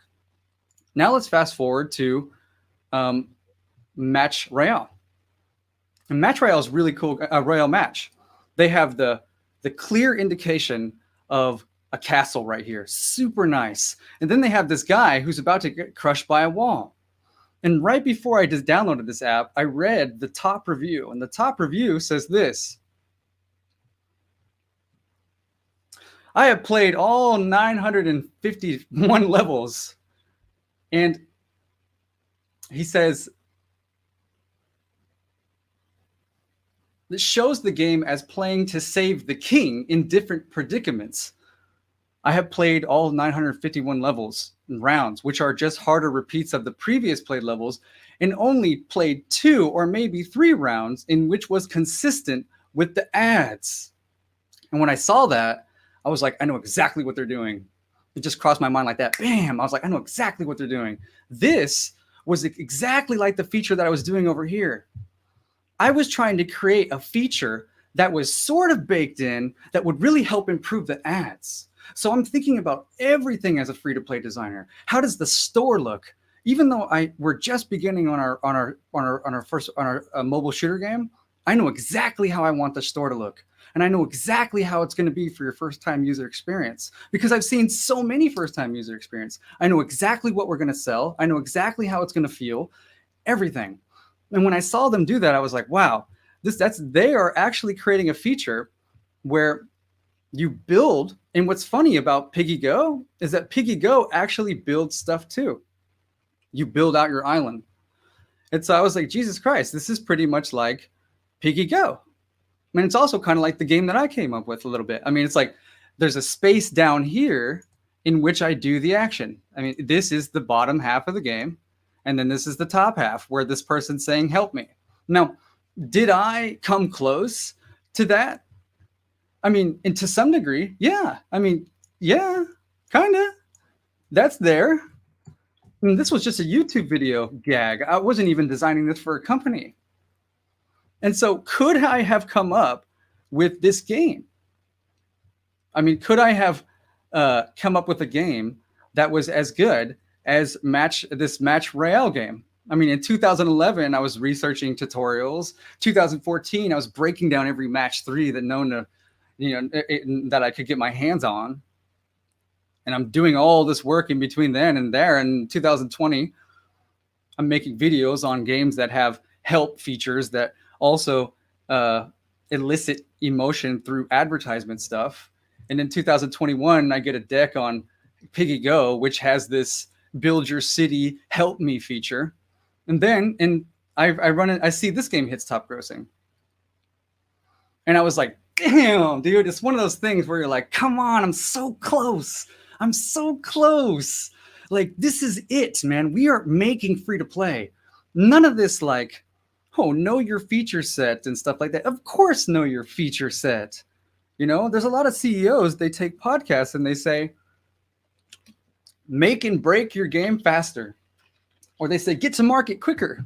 And no, why would you build a game for a year if you don't know it works? Let me ask you a question. What part of this do you make and break faster?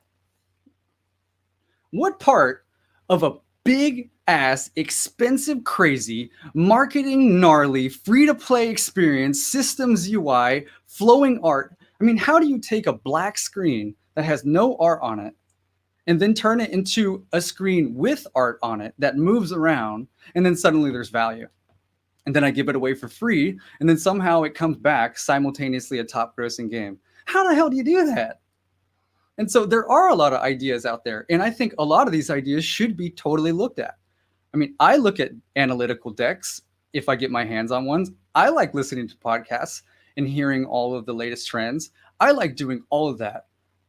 But the one thing that I'm counting on more than anything, and I'm just praying that it really works out for me, because this isn't the end for me. I still have work to do. And this presentation now is sort of just for fun. Like, I'm not even a presenter. I don't like writing blogs. I don't like being in podcasts.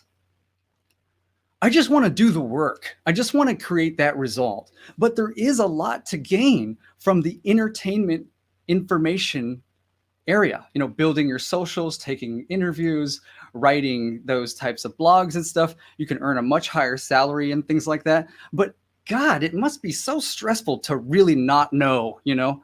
It feels so much better to know. There are people who work on PUBG and don't even know. You know, I wouldn't even really know what to do with somebody who's from Call of Duty Mobile. If Joseph told me today, hey man, we got this guy, he's the lead designer of Call of Duty Mobile, I'd say, whatever. He can kick rocks. You know what I'm saying? What'd he do? I mean, what time did he join? What's going on? I mean, I got it. I'm trying to figure this out. And so the depth, if you look at this now, if you do the work and have the depth, you can have the intuition to potentially make those decisions, but you got to do the work. And if you want to introduce a feature, if you do the work and you go the distance, you will know context of why the feature exists. If my engineering team cannot introduce a feature, I know exactly what I lose. I may not be able to put a metric to it like how somebody would probably put it, but I know if we don't have a certain feature and I lose that currency, that it really hurts my daily login. I need to put 30 things in a 30-day login, okay? And some of those things are more valuable than others, and some of them are trash. And I can't give away value on top of value on top of value forever. So if we're going to be making a feature, you need to know the context. And when I'm working with the team, because I work so hard on my craft, because I do the work, training is like no problem. I don't train by tyranny. I'm not like, hey, man, you need to research every Garena Free Fire asset in the whole world, which is insane. I could not believe that this gentleman actually finished that research. I knew it was going to be a big job, but when I saw it, I was like, holy crap, Garena Free Fire is freaking insane. I mean, look at all these screenshots. I was like, Jesus Christ. Their strategy, I started to see it like, God, their game's not that good, but they got every artist in the world working on this thing. And so I could train because I've seen a lot of things. If I have someone working on missions, I could say, okay, you're going to be working on missions. I don't have the time to do it, but check out Fortnite. This mission was hecka good. Also, check out this game. Their missions are really good. We probably want to do a blah, blah, blah. You'll know why if you do the work. Sure, you can hire someone and you can do all those things, but you need someone in your team who does this. You can plan it better. When my PM says, hey, I'm a PM, I've joined the company, I'm very nervous. Joseph has given me the opportunity to work here at LILA. I need to be successful. I say, I got your back. I can tell you every single feature. Look at this. We even had a designer research every single movement inside of PUBG Mobile. This is every single movement. What it's like to vault, what it's like to vault tall walls, what it's like to fall off something, what it's like to fall off something in the perspective. It's a little clip video of a second video of some dude falling. We have our own channel on YouTube where we upload these videos, and that's what it looks like to fall. This is what it looks like to fall from another angle. Doesn't somebody have to design the falling animation? Shouldn't there also be a landing animation? Now, I'm not sharing this because we're going to be making a PUBG game. We're actually not. I wouldn't even want to do that. But isn't my goal to make a top-grossing shooter game? You bet your ass it is. And so don't I need to know everything about shooters? Hell yeah. I need to know more about shooters than a shooter professional knows about shooters. In fact, I would be suspicious that somebody who works at a professional shooter company may be actually a little lazy. I, with my team, who's never built a shooter game, might know more about the broader spectrum of shooters than somebody who claims to be a professional 5+ year shooter experience veteran. We are trying our best. So if you go into knowing why or planning it better or make it smaller, you got to get your product out, man. You got to get it out. The vision's already too big. You got to cut. So how can you cut with context and intuition? How can you make the feature better? I mean, I was looking at features in a live study. I don't know if this is going to load quickly. This is me studying every single live feature in every single party up feature and chat feature in Fortnite. I studied every single chat feature in Call of Duty. This is all my research. I didn't ask anyone to do this. This is all mine. This is mine. And I studied across apps, from the craziest streaming apps, from Bigo Live to LiveMe and many, many more, trying to see how friends work in Instagram and TikTok and everything. How can we improve the social system, the friend system, the party up system? How do we make it better? And then how do we get shit done? Well, we get shit done with the clarity. Because we have a massive amount of work ahead of us, it's supposed to help us move faster. Now, sometimes the amount of detail that I require and desire as a designer is so much that it seems kind of crippling. And my PMs and Joseph himself will say, Paul, you need to hurry the hell up. And so I don't get extra time to do this. I have to work the extra time to get the luxury to have this. I don't say, hey, project, every engineer has to wait for me. We want to figure out every run animation. We still have to get shit done. So I work an extreme amount to do this. It's not something I'm exactly proud of, but it's something I'm just stuck in. Okay. I don't agree with everything about the industry's work hours and work ethics. I'm just a part of it. And finally, we make really clear docs to keep the engineers unblocked.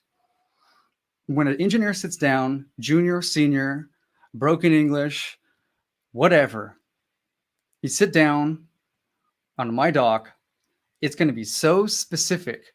And there's so many different things I do to make them specific, like as far as details inside of mockups and things like that. And this is what I believe what really creates a top grossing game, at least in the areas that I've worked. Now, I have seen hires come in from analytics and marketing and stuff, and they add tremendous value. But no marketer can help a game that's not done. No analytics can be done to improve the performance of a game that doesn't even run or work. So it takes a tremendous amount of effort, in my opinion, to try to figure out a free-to-play game, even a casual one. And I've been trying to figure it out for a long time. And so I'm not here today to tell you that I know any specific answer or any way to help your company make a top grossing game. But I will say that something I miss in the industry, which was I think a little bit earlier on, is that there's just a lot of hard work to be done. And there's no special magic in that. And so I thought this talk was actually kind of strange because I didn't really have a magical thing to say that was going to unlock the potential for you to help your company, however big or small it is. And some companies are so big, they can't even work hard anymore. They have too many meetings. It's too slow. Some things are, some people don't even know that this amount of work actually exists. When I show some people this stuff, they go, what the hell? Like, I have seen really professional people react like, damn, that's a lot of work, man. You're crazy. And it's like, I kind of am, man. Like, this is serious for me. I really, really want this. I want this super bad. And I don't know if LILA can make a next top grossing shooter game. There isn't anything that I'm certain of that could do it, except for this. This is what I'm betting on. And I'm happy to invite analytical thinking and marketers and all those things that Joseph can bring to the table and all that stuff. But for the most part, I believe that to get your game to a top grossing rank in an innovative spot, it's going to require depth and it's going to require work. And that will bring you so much knowledge and feature understanding. I can't even really read an article these days. Like, I see an article and I'm like, whatever, you know. It's old. They're writing articles about a game I already seen. When they went to bed, I was still up. When they woke up, I was already awake. When they talked about the feature, I already saw it. It was just entertainment. So if you dig in hard, you will find the answers. You will have the context. And when you bring in those professionals, you have to check if they have that depth. You bring in a new hire, you have to make sure they have that depth. And if you don't have that depth in your company, it's something you really should think about having. Maybe you take someone aside and say, hey, look, when's the last time you really went the distance to understanding a feature for real? And see how you can work that in. Personally, I research games about, when I can, maybe about 3 hours to 2 hours, 3 times a week. So a Monday through a Saturday, I might do it a Monday, Wednesday, and a Friday. And some days I do it even more. And this includes recording things. And it's just crazy at this point. I just can't stop. And so that's the end of my presentation, which is just doing the work and, hoping for the best. Because you think about those guys who made Royal Match. Why didn't King do that? I mean, King had a bunch of money. They had an expensive designer, right? They had an expensive analysis, but it didn't really work. And somebody else did it with just pure hard work. What's up, guys? JK, Joseph, I think you're muted, bud. All right, here we go. All right, thanks for the talk, Paul. We're a little over time, but we are going to start our next session with Avinash. I'll let you go ahead and introduce your session, and Paul and I will drop off right now. Guys, thank you, guys. Thanks, Joseph.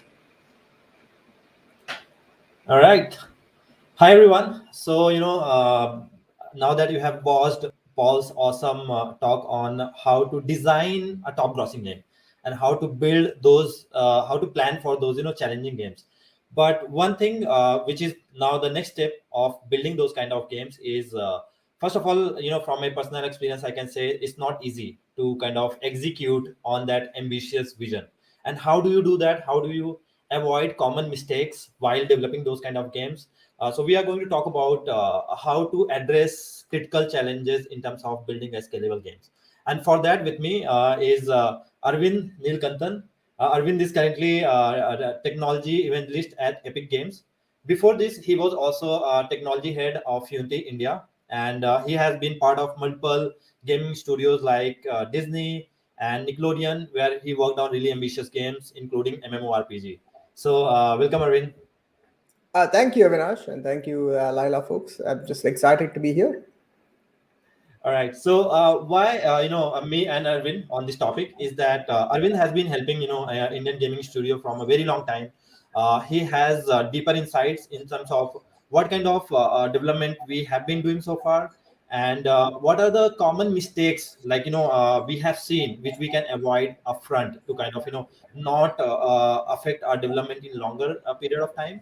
And the other thing which we are also going to talk about, once your game is live, so this conference is like India free to play conference, and the difference between a free to play game and I would say a casual game or a hyper casual game is that these games are not only one time published games, they are like services. So when you build a game, you have to support that game for a very long time in terms of technical updates, content updates, and also live ops.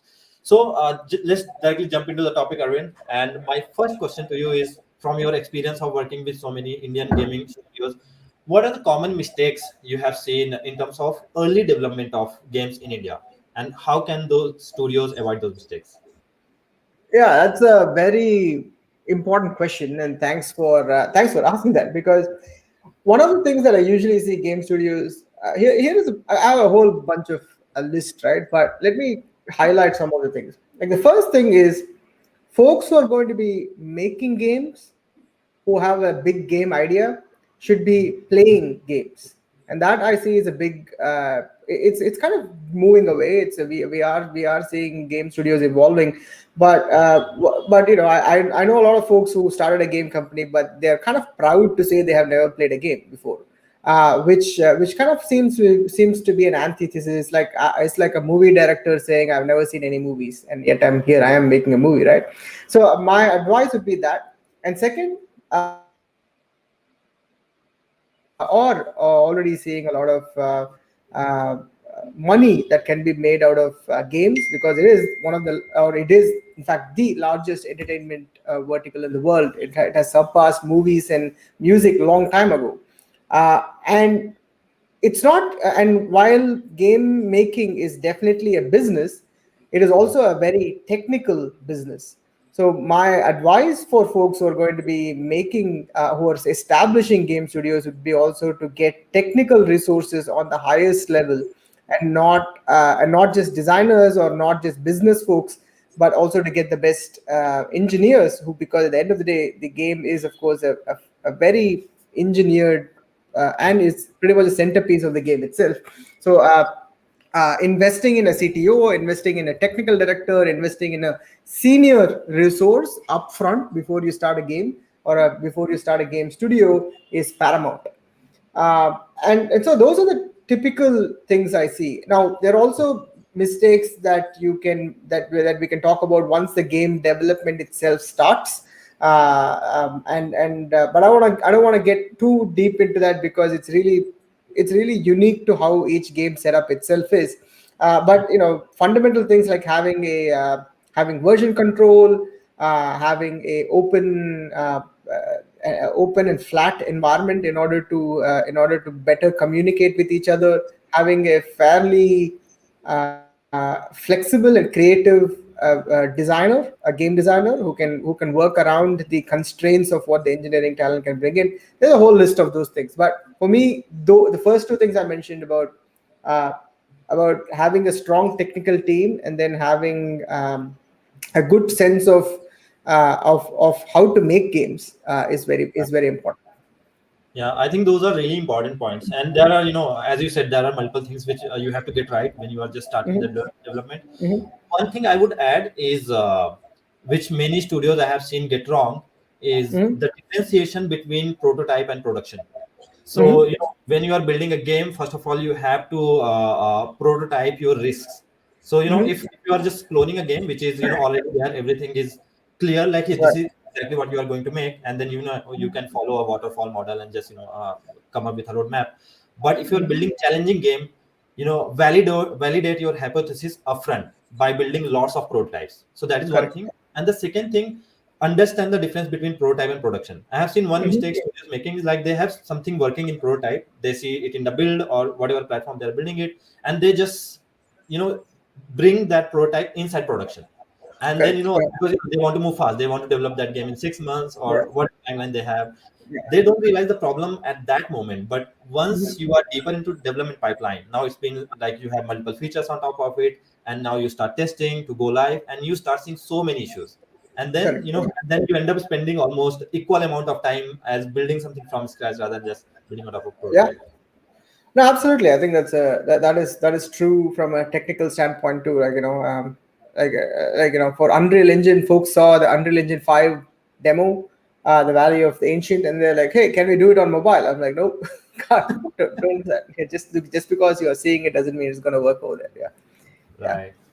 Yeah. Okay, so this brings me to the next question, which is, and we already spoke about. So when you are starting a development, and let's talk specifically about India, people have this choice of choosing a game engine. So as a studio or as a developer, like when you are making this call, what are the things which you should think about before actually choosing a game engine? Well, see, game engines today or pretty much most of the game engines have very similar offerings, I would say. But what you would have to choose in a game engine, and I'll talk maybe specifically about Unreal Engine because that's where I'm from, is because Unreal Engine is predominantly for console games, and there's also enough games on mobile. So you need to know where you're going to be publishing the game to, like who's going to be your audience. Is your game going to be on mobile? Is your game going to be on console? Is your game going to be on a browser? Is it going to be on a Facebook Messenger kind of a game? And at the end of the day, optimization plays a very important role. So whatever game engine that you're going to be choosing needs to be optimized for the platform that you're going to be deploying to. And second thing is also the ability for artists and this is something that I've recurringly seen in studios, is that the ability for artists and non-programmers to contribute greater or even better into the game development process itself. Early on in my and that's changing with game engines today, but early on in my game development process, the engineers used to do, like myself included, used to do all the artwork. They'll just, the artist would just throw a Maya file at me, and then I'll have to integrate that into Unreal Engine, and then or they'll throw a UI at me, like a Photoshop file, and then I have to integrate that into the engine. And of course, I'm fundamentally a programmer, so the artistic vision is probably not going to be realized in its full potential or its full imagination as a designer can be. So I would say, and game engines these days are fast evolving to include artists and non-programmers into the game development process. And I would say any engine, including Unreal Engine, which allows for better productivity, would be a good choice to begin with, after you have figured out that it is an optimized engine for you to work on. Correct. And I think as a developer, you have to understand that you know your game better than anybody else. So first of all, you have to kind of pinpoint hey, these are the critical areas of our game. So I have games where maybe visual fidelity is not that important, but there are games where visual fidelity is the key element of your game. So if that will be the key player of your game mechanic, then choose the engine based on that. Hey, this is non-negotiable for us. Can the engine which we are going to choose support that? If not, then that's where your answer is. So figuring out what are the key elements of your game. And the other thing which I personally feel is that capabilities. So how much time do you have to invest in learning something new? So I had a talk with Tommy, who had built his own game engine for a very famous game called Vainglory. And my question to him was like, hey, who should build the game engine? So there is this common interest going on in engineers, especially like they want to make their game engines. But if you look at the current state of game engines, they have evolved so much. So like if you have to build your engine to support features which you get out of the box in Unreal, Unity, then you would be spending like years just getting to those features before actually having that inside your game. So if you are planning to make your game engine, good for learning, but unless you have millions of dollars, resources to invest in that, I think that choice should be very clear. In your mind. Absolutely. Like there was. Like at the end of the day, you have to tell your story. The story is your game, and making something from scratch just because you can or just because you want to is absolutely a sink of time and money. If someone has already done it, then I would say leverage that and start using that rather than doing something from scratch. And I'm a big proponent of that. Yeah. Right. Cool. So one of the powerful things about current game engines is you develop once and then you can publish it on multiple platforms. So, and most of the studios nowadays, kind of whenever they do a game development, they always plan for multiple platforms. So, from your experience, if somebody is building a game, how should they approach this problem? Like, for example, they want to make for mobile, they want to publish it on console like Xbox, PlayStation, PC. How should they plan their development pipeline to kind of address this thing in long term? See, my advice would be aim for your lowest common denominator at the beginning.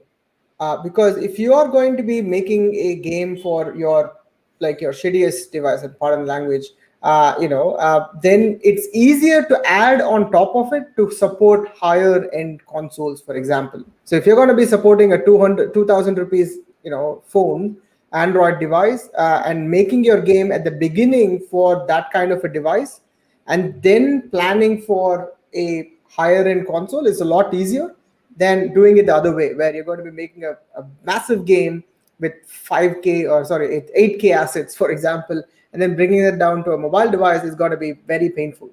And when you and planning kind of at least upfront, like if you even have like long-term plans of putting it on a low-end device, it's better to plan for it, especially when it comes to assets. So make sure that if you have the same game on a mobile, then make sure that you are planning for low resolution textures, low quality meshes upfront. Even though that might not be your first platform, but planning for it definitely helps.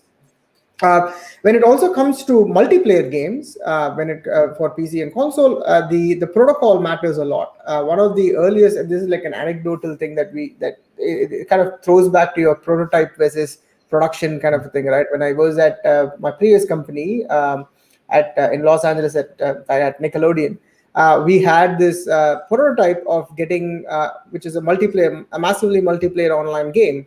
And the prototype was just like dumping the inventory of the player through a TCP, and it was great work during the prototype. But then, as the game grew and more people started acquiring more and more items, we noticed a slowdown in the game, and we had no idea what it was until we realized thousands of items were just like passed through a TCP, which then crashed the game itself because it just wasn't able to process that huge JSON file.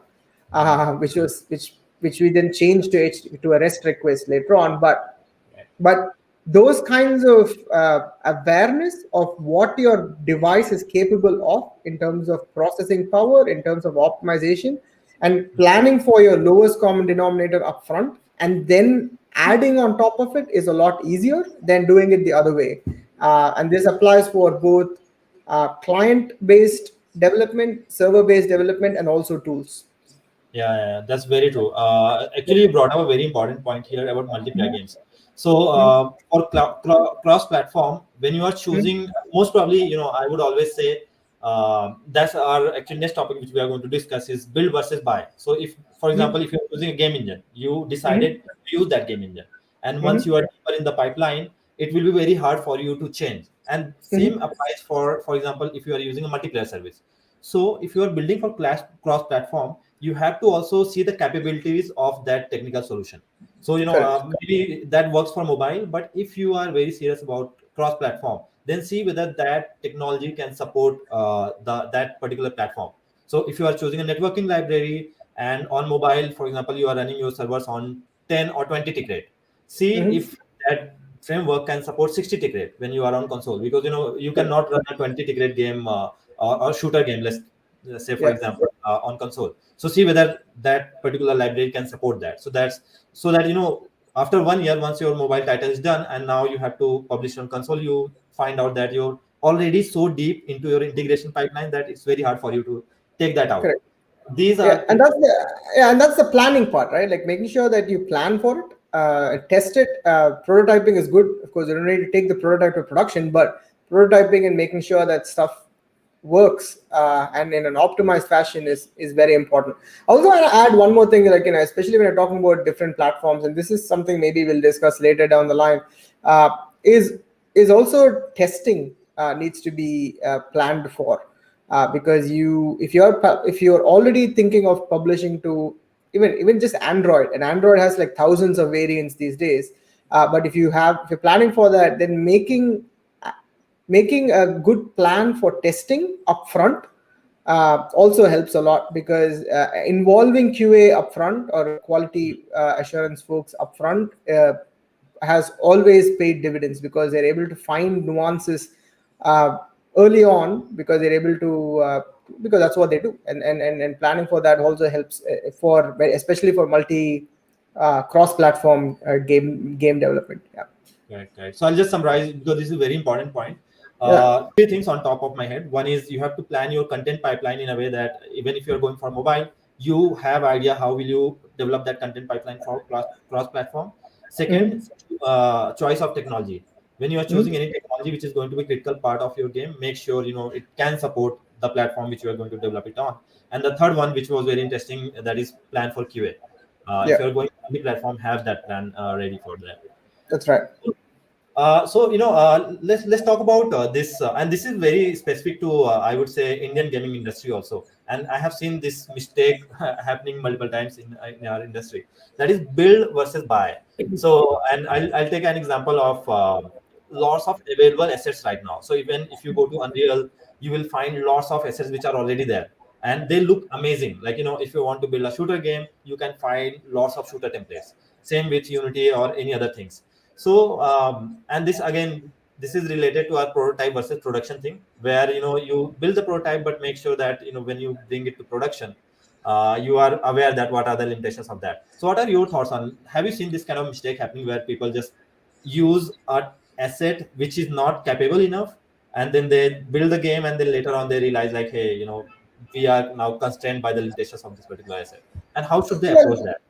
Well, it goes both ways, right? In my experience, I think personally, I think the marketplace is a great place for you to start making a game from, because you don't have to you don't have to make, or you're not blocked by art in order to start making your game upfront.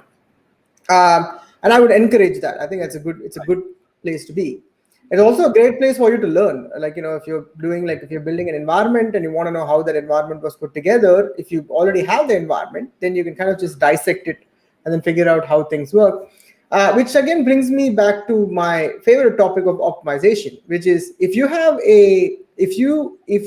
need to be really good at optimizing existing code and existing assets. You need to know the fundamentals of it.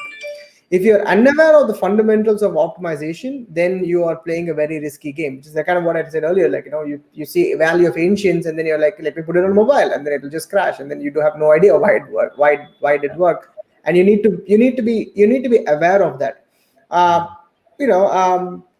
And that said, if you are going to be buying an asset, I would say please go for it. Right. But also be aware of what that asset is capable of. And once you buy the asset, you own the asset. It's your responsibility to make sure that you know what it is all about. Like the environments or like high poly character art that you're going to be getting, you need to know how to optimize it, how to break it down. Of course, Unreal itself has has anticipated it, and inside Unreal you can break down a lot of meshes down to lower LODs, for example. And in environment you can turn off and on certain features that don't necessarily work on devices.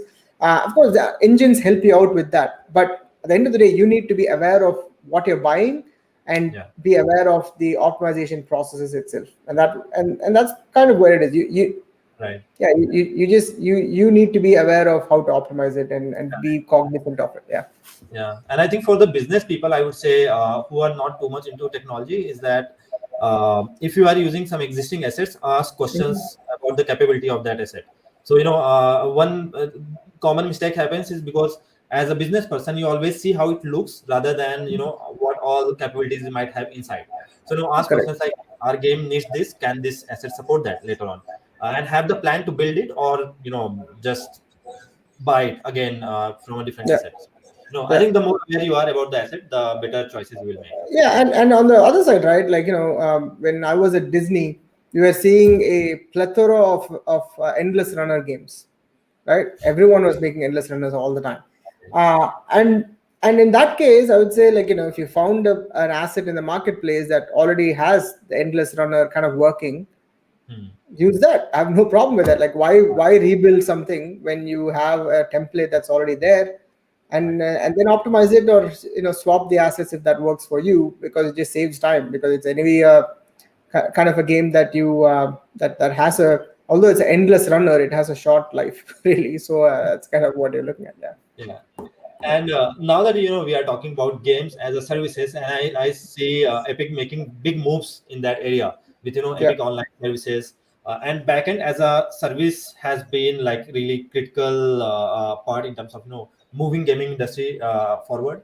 So what are your thoughts in terms of as a, for example, you are a new game studio and you already have so many challenges of building a game, like you have to build a team, you have to kind of come up with technology plan, like what are the tools to use, and now you have a challenge of building live op tools where once your game is live, you want it to be configurable, you want to be able to change, do all those economy tools and everything else. So what are your thoughts on, like, using a backend as a service platform as compared to building something from scratch in-house?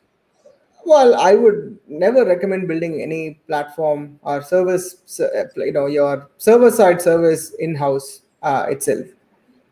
Primarily because of two reasons. One, it's really hard to actually hire or even find a network engineer, right? In fact, I'm a server-side engineer myself, and finding, like, fellow network engineers for games, because you will find people who will work on banking and fintech and all of those places, but game is a whole different beast. Finding engineers is hard. And second, a lot of similar to game engines itself, a lot of the server side capabilities of games are fairly boilerplate. So you have, like, your leaderboards, your inventory system, or you have your achievements, or you have your rooms where you want to place your players in, and most of those solutions have been solved for. Like, the problems for them have been solved for. So resolving them for your game, unless it's like completely new kind of a game, which I really doubt it's got to be there. It's better to use existing game. It's exactly like using a game engine versus writing a new game engine. And for me, I would say, like, if there is a service, and if you got to evaluate the kind of service too, because you have, like, example, Epic Online Services. It's been tried and tested on real-time multiplayer shooter games, for example, and so you have a pretty good example, or a pretty good use case of it working really well. But if, let's say, you're making a turn-based game, and you don't really care about real-time, like TCP or UDP kind of protocols, you just probably are happy with the REST API. So great. So then figure out a service that works for you for that kind of a game, and evaluate what works. And and then if you have a network engineer, and if you are an engineer, like, who is able to figure out the server side of things, then work with the existing code that has been provided, rather than building something from scratch, because building something from scratch is hard. And like I said earlier, you got to concentrate on telling your story. Don't get sidetracked. Right. And one fear I have seen in studios is that they always think that these services are not configurable. And to that, I would say that, they should evaluate them again, because some of these platforms I have personally evaluated and they are pretty solid. There might be few things you might have to do in an indirect way, but I have not seen many things which you cannot do using these services. So they are pretty configurable right now. So, and the engineers who are working on these services, they are pretty experienced engineers. So doing basically at the end, when you are building a game, you have to try to avoid mistakes. So do you want to avoid mistakes on the gameplay side, or do you want to make some mistakes on the backend side? So take one at a time. So and it's also a really good idea to build a relationship with the service providers, because if you do have a unique capability, it's better to throw the problem at the folks who are making that service or providing that service, rather than you trying to figure it out yourself. And it's always good to have open communication with the developers. So I would say, shout out to backend as a service platforms. Give it a try. Like, it can save lots of money, lots of effort, and really speed your process. So, talking about the speeding up the process, like time to market is very important for games, no matter what kind of game you are building. So what are the things which you can think on top of your head, like, hey, these are the process which companies can adopt to actually speed up the process and the basically time to market, like development process itself. And one thing which I personally feel maybe we can talk about is some of those processes might seem heavy in the start, but over the long run, they will kind of help you to reduce the overall development time. So can you talk a little bit about this? Sure. So like I said earlier, technology is the back end of games, and you need to have a very strong technology to also support the game that you're going to be making. In terms of processes itself, let me get that out of the way first, right? In terms of processes, like production process, having a product manager or a designer who is flexible and understands the engine and the capabilities is usually a huge thumbs up, right? Because they are the one who can smoothen the road to publishing. If there's something goes wrong, they're able to come up with something and a creative way of solving. And second is also, as I mentioned earlier, involving QA upfront, the quality assurance team upfront, huge help. It makes no sense. You might probably feel that they're doing nothing in the early meetings because they're just kind of standing and looking around, but that helps a lot because they understand the product a lot more. So they're able to figure out bugs later on the process because they have been there throughout the entire process. Now that's the production part. From a technical point of view, I am a big backer and proponent of continuous integration. Everywhere I go, that's all I talk about: continuous integration. I've been making like Jenkins and Bamboo scripts like all my professional life, and continuous integration is extremely important because especially if you're doing like cross-platform games, or even forget just making an Android game because it has like thousands of variants. You don't want a poor developer to be staying up all night or staying up all day just making a build, because that's a complete waste of human resource, a complete waste of compute also. Continuous integration processes and integrating that upfront and then making sure that it is all stable upfront, so that it is able to make builds to multiple platforms and also able to deploy to QA resources pretty much automatically helps a lot. Second thing is also on peer reviews. When I know that someone else is going to be writing code, I know my code is going to be much better. Because that's kind of how human beings are. But if I know no one is going to be looking at my code, I'm not going to be looking at, I'm going to be writing shitty code. So ability and having those kinds of review process, which is enabled by your version control system, like GitHub, for example, automatically provides those kind of resources for you, is also something that will avoid bugs in the later process. Think bugs that are hard to fix or even impossible to fix, and you are able to catch them up front in those processes. And also importantly, and this is a more non-technical thing, but a general health check of your developers is also very important. Like when I was at Disney, I made sure everyone left at 6 p.m. And that's usually a good thing to keep the morale of your developers up. And that also, while it might seem kind of counterintuitive, but giving them enough because this is a creative process, giving them some time to soak on the creative process, even though it might be technical, also helps a lot, because you're then able to get a lot more from the developers if they're able to keep pace or keep a steady pace on the kind of development rather than just throwing things at them like on the whim. Yeah, I think this should also be part of the company culture as well. So when we talk about these processes, many studios think them as an overhead to start with. So making a build directly from editor or directly from Xcode or Android is still very simple. Like you click the button and get done. No upfront investment there. But what we companies don't realize is that process takes half hour, 1 hour a day, and then you multiply that by 40 days, 50 days. So you end up spending so much time rather than spending few weeks to get your CI/CD pipeline working. And if there are any issues, fix that in the pipeline. So I think that's why it's a mentality and culture thing. Where when you see an issue, try to fix that in the pipeline rather than just try to get it done at that point.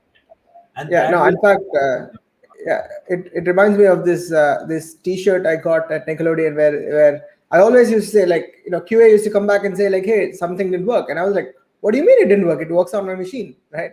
And then I got a T-shirt saying, like, it works on my machine, right? Because that's all. And so that helps a lot too, like continuous integration, where you are able to make sure that it's not just working on one machine, it's working on the build machine is more important. And you're able to find bugs upfront and make sure that that doesn't happen in production too. Yeah, and the second thing which you covered, peer review. I think code review is something which a company should take serious. And this again, you will not see the advantage of this like upfront, but over the period of time, the advantage which you will see, they will be like amazing. Not only in terms of code quality, but also code awareness, and also you have people coming going in your company, so everybody understands the code base. So there are lots of advantages. So just invest some time in that as well. So I think we are very close to our time. So I have just one last question, Arvind, and that is now let's talk about now your game is live, and you want to make your game configurable. You want to do live or create economies. So how can you plan that upfront, like during your development process only, so that once your game is live, it is treated more as a service rather than just like every update you have to send update. As a developer, I would say make everything API call based and everything loaded from the server if possible. At least plan for it. Including UI, including characters, including textures, everything has to be configurable unless it's something that's like including levels. It doesn't have to be there at the launch of the game, but as a programmer, you need to be prepared for it. And the reason for that is, I've seen multiple times designers or marketing people especially, they might very confidently say that a particular part of the game is not going to be dynamically updated. But they are humans, right? They're gonna make mistakes, and when it goes live, they're gonna realize that something needs to be updated on the fly. And it's unacceptable from a programmer point of view to then say it's not possible to make it configurable, at least in the next build. Because you got to anticipate for it. I did that mistake too. I even got pissed off saying, like, why didn't you plan for this? Like, we got to plan for it better. But it's impossible to plan for it. So my advice would be, like, you got to plan for pretty much every element of your game to be something that can be pushed, something that can be updated as from the server. Right. And if you plan for that, especially mobile games and especially free-to-play games, because it is a service and it is a live beast, you're able to then make changes a lot easier. And in fact, your previous company, they did a great job of building that engine, June engine, right? And that I thought was really cool. I thought the idea behind it was excellent. And I think that's kind of what you should be prepared for. Like, pretty much every element of a game should be architected to be configurable, even though when you deploy it, it doesn't necessarily have to be configurable. And that'd be my guess. Yeah. Correct. Yeah, I will just add two things, very specific points. One is since you are going to use either your backend service or backend as a service platform. So anyway, those platforms allow you to configure data part of your game, but have content pipeline also planned in a way that you can download it. And many games now cannot avoid it. Like you have battle pass based games where you have to continuously keep shipping updates.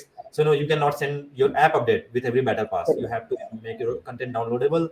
The other things I would say is, and this again goes back to solid principle of development. So it is not only about the code, but also independent parts of your game. So for example, you have an environment. So design your environment in a way that your assets can be downloaded and replaced.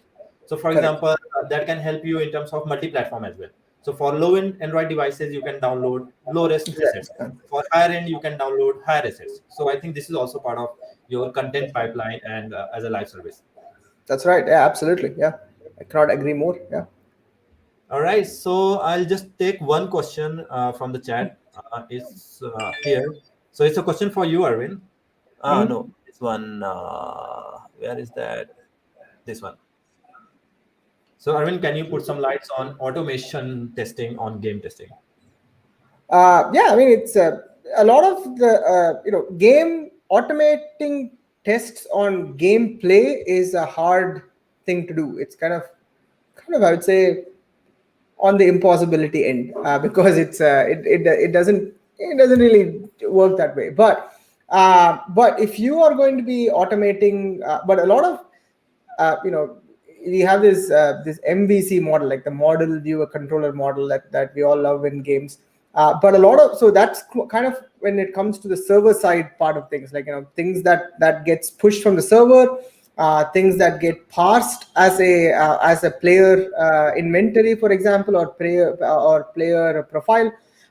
Those things can be tested quite easily automatically when you're testing, and this saves a lot of time for QA too, because when you have continuous integration, you're going to make a build, and when you're making the build, all of these checkboxes are tested automatically. Things like parsing, things making sure that whatever is going to be pinging from the server is going to be coming in correctly, or whatever data that is stored locally as a profile, as a player profile is also something that works correctly. And those might seem silly, and as a developer you're going to say that is never going to go wrong, but it will, right? It will go wrong, and it's something that saves some headache for you when you're sending your build for QA testing. And so in terms of testing itself, I usually have been using Jenkins, I've been using Bamboo, and that's mostly what I think most of the folks are using that for the most part, and all of them have plugins for Unreal and other game engines also. So you're able to then push your build over through like Perforce or through Git, and then you're able to then get those automated. And of course, to do the automated testing, the developer has to write those automated tests in a fair manner, because I have seen folks who just write if true, just pass the test, which is a complete BS kind of a test. So you got to also be aware of writing fair and reliable tests for your games. And once you do that, trust me, it will save you a lot of time and headache.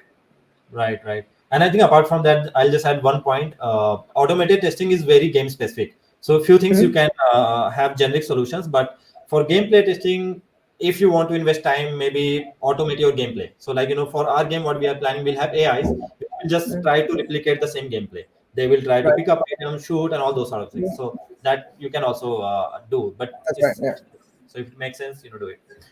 All right, Arvind, I think we are out of time now, but thank you so much. Some really, really important topics discussed. We can go deeper in those, but I think it was helpful for everyone. Thanks, Arvind. Yeah, thank you, Anuj, and thank you, Lila. And hey, JK, hey, thanks, Arvind.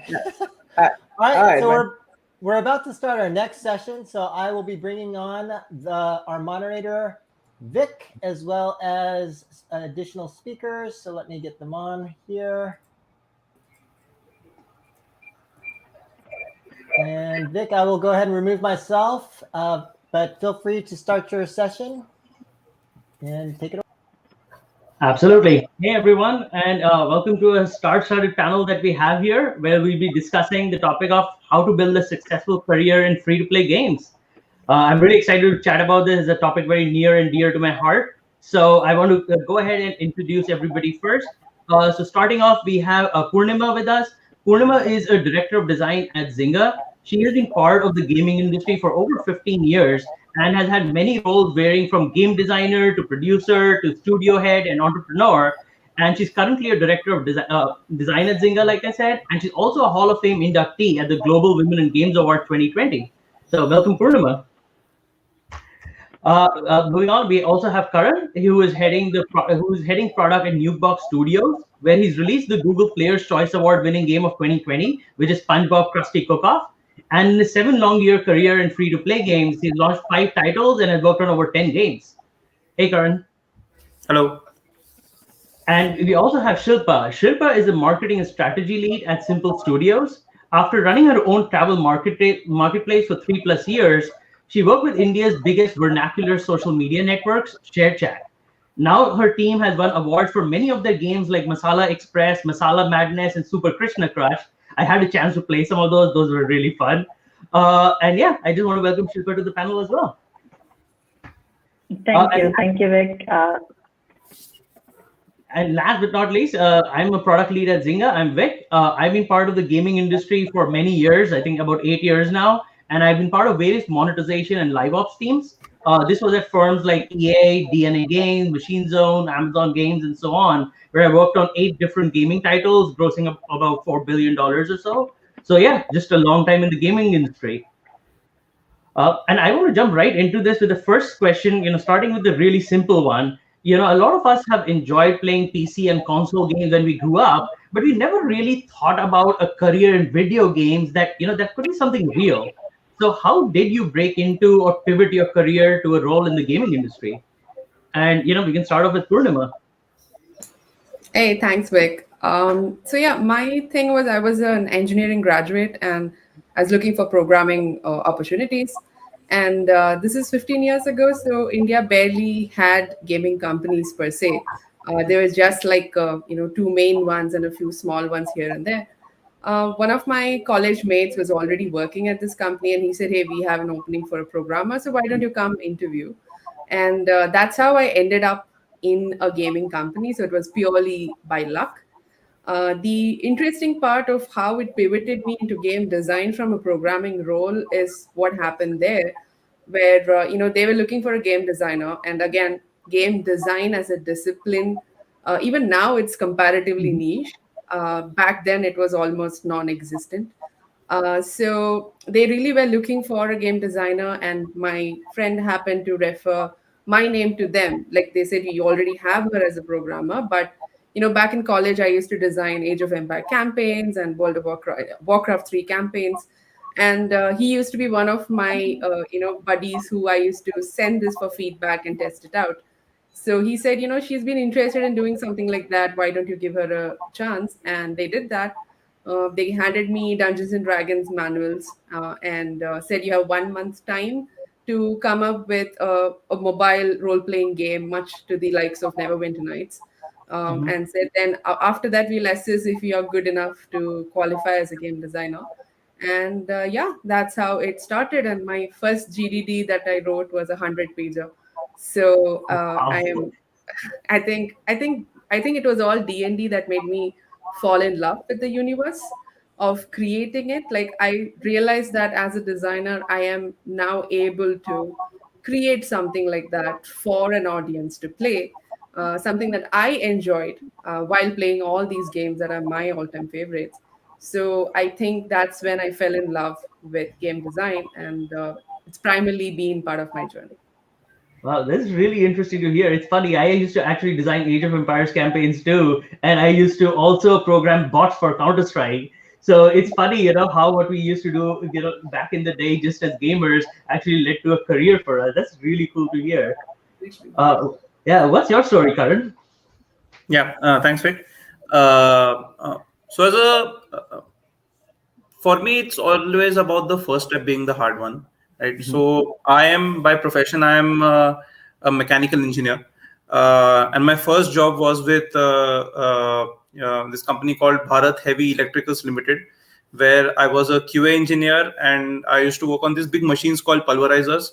They are the machines which crush coal in power plants. So that was my first job. So it did have its own set of learnings. But over time, I knew that definitely that is not my calling. It took around a 6-month long period of introspection for me to finally set on some sort of a direction. So I know I've always loved playing games, even when I was a kid. I've had all the consoles, the cartridge ones, Sega, PS1, PS2, PS3. I've been a huge fan of playing games, and I thought, why not have a career in this? So that was the beginning of some sense of a direction of, okay, this is what I may want to do. But then how do I start, right? So I think thankfully, since we are in this digital age, there is a lot of content available out there for you to get your hands dirty in whatever you want to learn. So as in college, and I took I took a 6-month course on animation. So they taught us ZBrush and all of those tools, but I was so bad at it. That was not my cup of tea. I also tried my hand at some Unity tutorials, and though I was able to handle some of that, but I didn't feel like it was not what I would really like to do. It was this time that I decided that maybe I should just take the leap and work at a place, work at a gaming place. So I took a internship at a very small firm called Fun Element. It used to make flash games for brands. So just imagine this guy jumping like a Dangerous Dave game, but for Pepsodent. So those are the kind of flash games that they used to make, and that itself was super interesting. I met a lot of great folks, and that's when I understood what this industry is all about, and that's where I came to know about this function called being a PM. Now that I had a much better understanding of what I wanted to do, then I had to trace my steps back of how do I get a job as a PM, and that set the journey for me. Based on my understanding of the market at that point in time, I thought maybe an MBA would be required to get a job as a PM. So I studied, got that, and finally landed my first role at Reliance Games. The point I wanted to make here is, since the time I decided to join gaming until the time I actually got my first job, it was almost 4 years, right? And it was 4 years of a lot of hard work, a lot of trial and error, a lot of pivoting to finally find out something that I genuinely enjoy doing. And I like being a PM because like I like data. I like the data aspect of things. I'm good at it. One of the channels which I most follow on YouTube right now is this channel called Number File, which just talks about numbers, and I love numbers.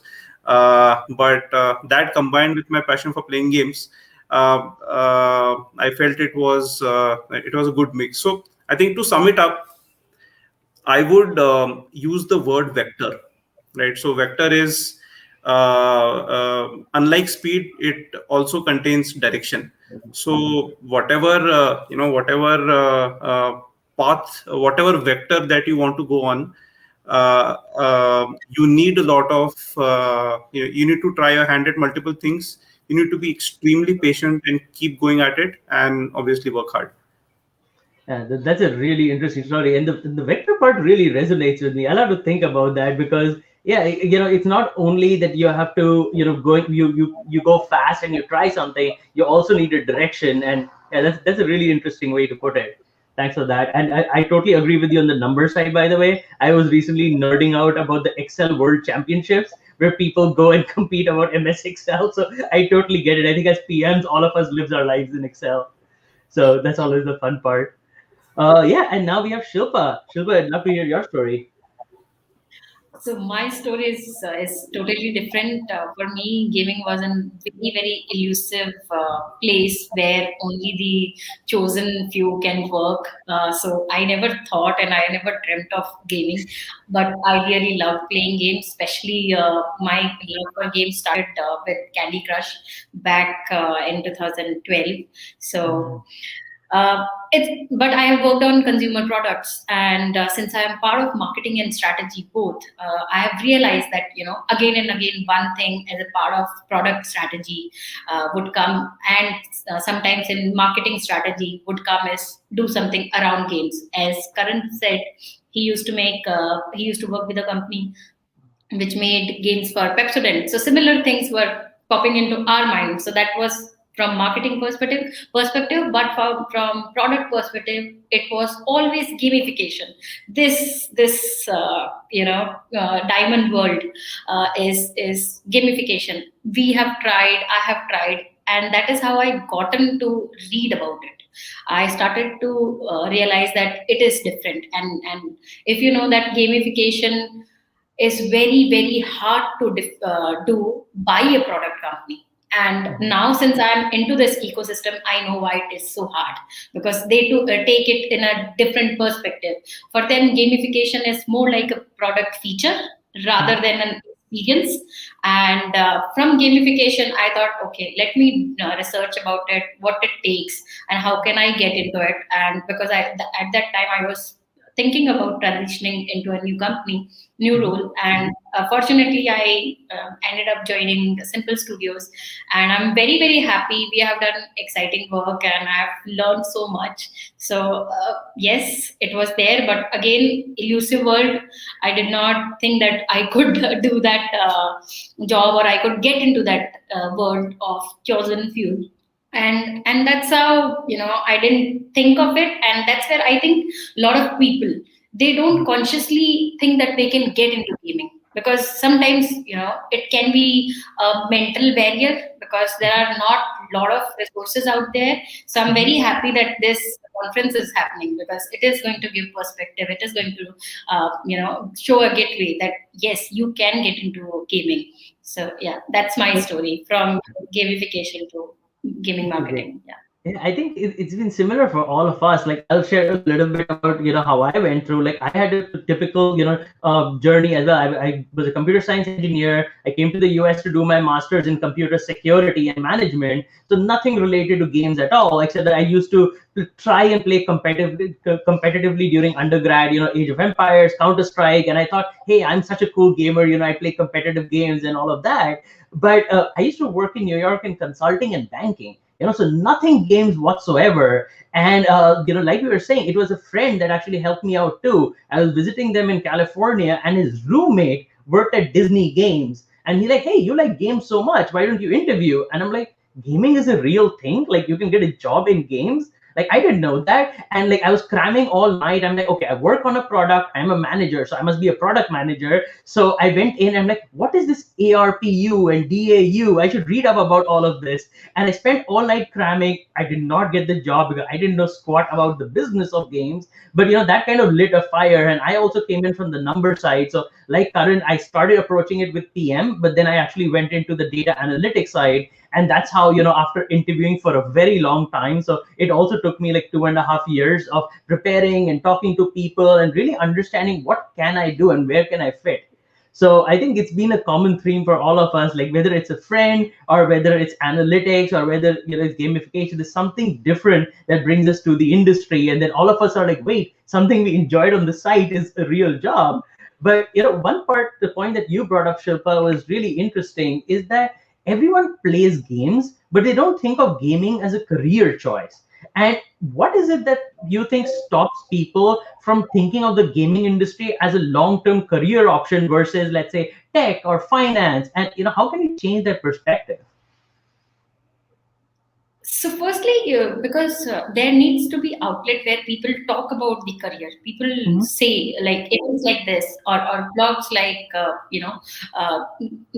Deconstructor of Fun, or Meta Masters or Department of Play, these kind of blogs where people can read about it and see that yes, there are people.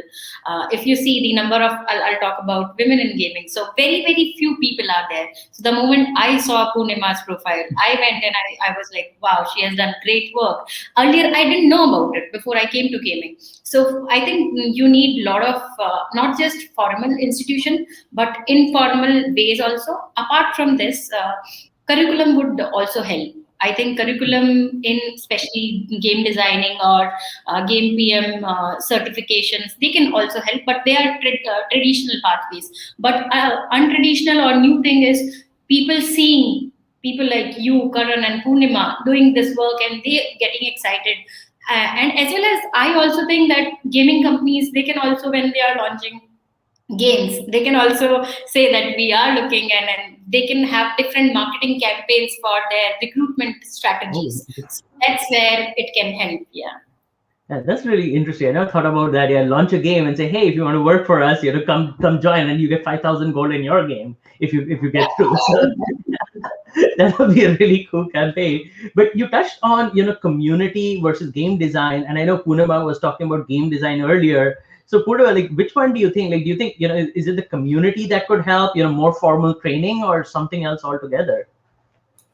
I think adding to what Shilpa already said, some of the other things we have to consider is that gaming is a slightly expensive hobby. And it is not something that's relevant to Indian households, right? Like we still look at having a hobby as gaming as a waste of time. And this was true for many other things, right? Like when sports used to be there, if someone wants to go play gully cricket, they're like, oh, you're wasting your time and all of that. And today there are parents who are taking them to cricket academies to train. And so the awareness has to be even from people who are like parents who are getting there. Like even when I started, I didn't know about gaming as an industry at all. Like forget gaming, I didn't know about many things, like a lot of other options. I had like, okay, I know I can get into banking, engineering, doctor. Like these are my only roles that were available to me, and I had to pick one. That's it. I didn't know I could be like an event manager. I didn't know I could pursue music direction as a hobby, like, or as a career, right? I didn't have awareness that I could make a career out of it. I could make money, I could sustain myself. One of the things that Shilpa spoke about, which is there are only these chosen ones who got into there.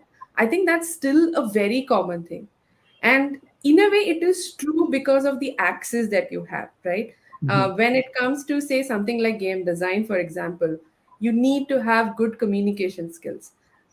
You need to have a basic command over the English language, especially. Now, in India, when I come to talk about just purely from this country perspective, we don't have too much of a vernacular, gaming industry. Like most of our games are being done for the global audience. So when it comes to a discipline like game design, where you're expected to write documents in English, because that's become like a common language that everyone is using, then coming from a vernacular medium to get there, you need to upgrade yourself, right? And this has become a bit of a limitation and a hurdle for you to cross.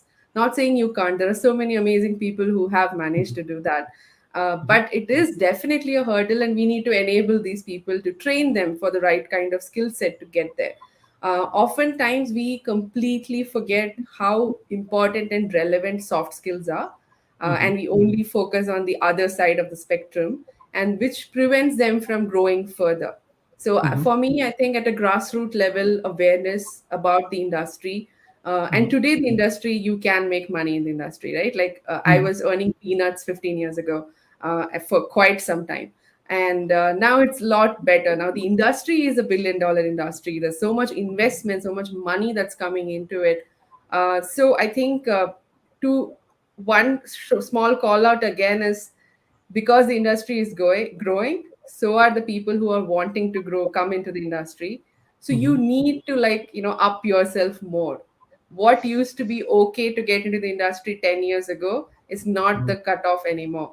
You need to be like way better. So the struggle that you guys went through in understanding where you want to and to get there, like Karan mentioned, 4 years it took him.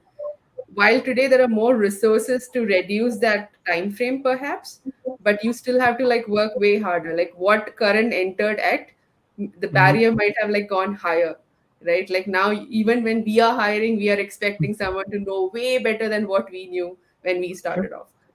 So yeah, I think awareness on grassroots level, as well as from like a parents or stakeholders too. Yeah, and you bring up a great point. Like I think we've talked about awareness, we've talked about soft skills so far, and like you were mentioning that like when I entered as a PM, like I came from the analytics side, and that's all you really needed to know and have an interest in the games industry. 8 years later, when I interview a junior PM, I'm like, have you read Deconstructor of Fun? Do you understand the basics of how to break down a game? Like you have more expectations because there are more resources. So yeah, that's really interesting. What do you think, Karan? Yeah, I think both Shilpa and Punima spoke about two different aspects of it. The first thing is you need to know that industry like this exists. I believe to a great extent that that problem has kind of been adhered to, not completely, but to a great extent. The second thing that they spoke about was, okay, gaming industry exists.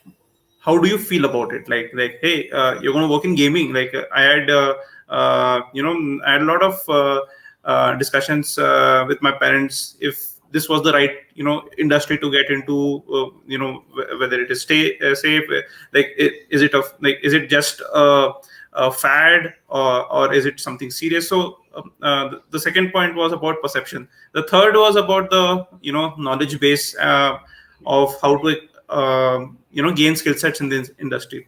What all of these all of these are extremely important. I want to talk about another aspect of it, which is, and this is in context to India, is our risk taking ability. Right. It is it can be it's my personal opinion that on an average, if you take let's say someone like US and someone like someone from India, on an average the risk taking ability is a little lower among Indians. It is good and bad. It gives a lot of stability. It ensures stability. I've always liked this one statement about the Indian economy, and which is Indian economy is never as bad or as good as you think it is. And I think that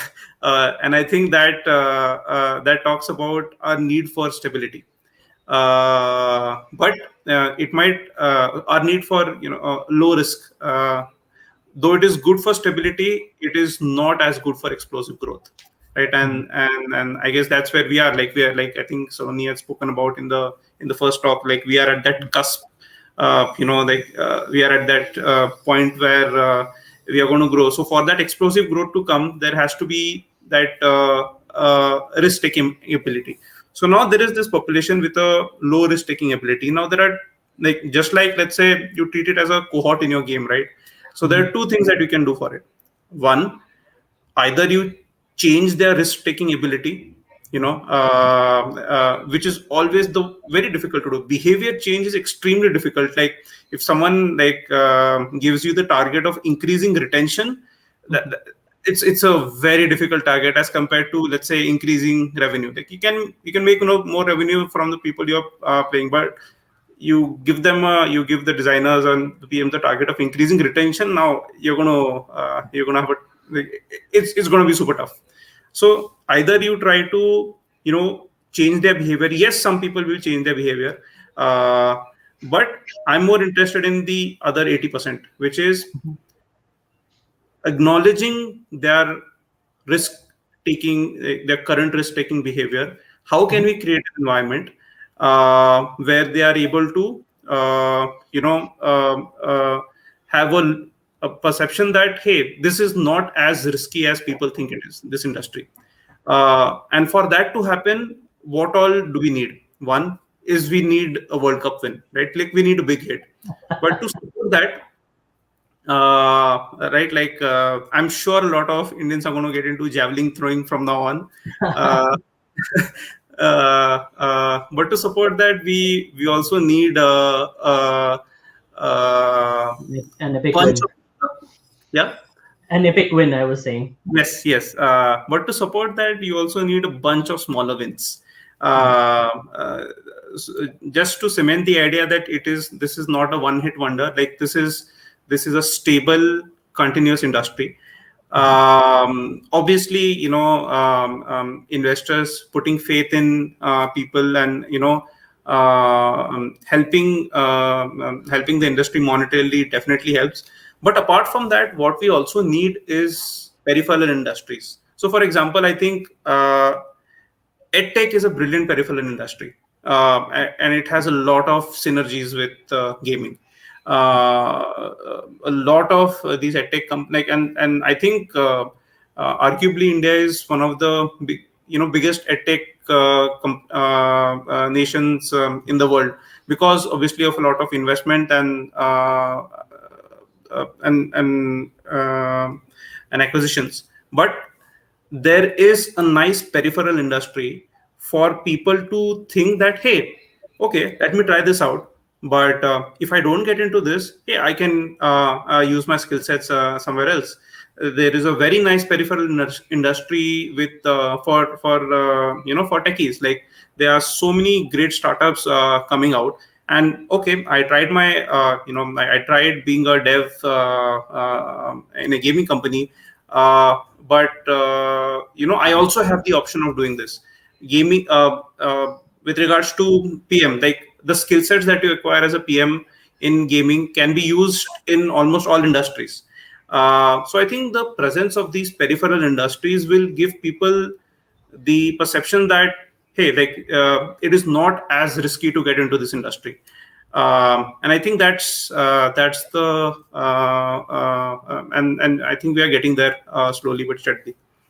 Yeah, I mean, I totally see your point about risk. Like, I remember, I don't know if all of you have seen that the Hassan Minaj video that came out, many years ago, where he was talking about the game industry, and I was getting calls suddenly from all my friends. Hey, I saw this thing. Like, is the gaming industry risky? Like, I don't know what to do. Should I think about it? And I'm like, maybe, for me, it just came down to kind of passion. That yes, it's still an industry of passion where we join because we live and breathe games. And like you said, if we can show all the different industries attached to it, whether it is starting your own company entrepreneurially, whether it's looking at gamification, whether it's looking at edtech, gaming isn't just about making a game. There's much more surrounding that. Then we can attract more people and show them the kind of gamut of things out there, versus, oh, you have to make a AAA game or a top grossing free to play game, or there's nothing else.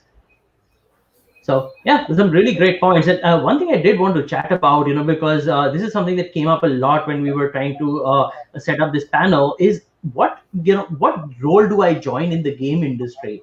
Like for example, when we entered, Karan and I entered more from the tech side, Purnima entered from the tech, but then pivoted to game design, and then Shilpa, pivoted to marketing and gamification. So I thought we can take a few moments and chat about, our specific verticals. And like, if you were hiring somebody into that vertical, what do you look for?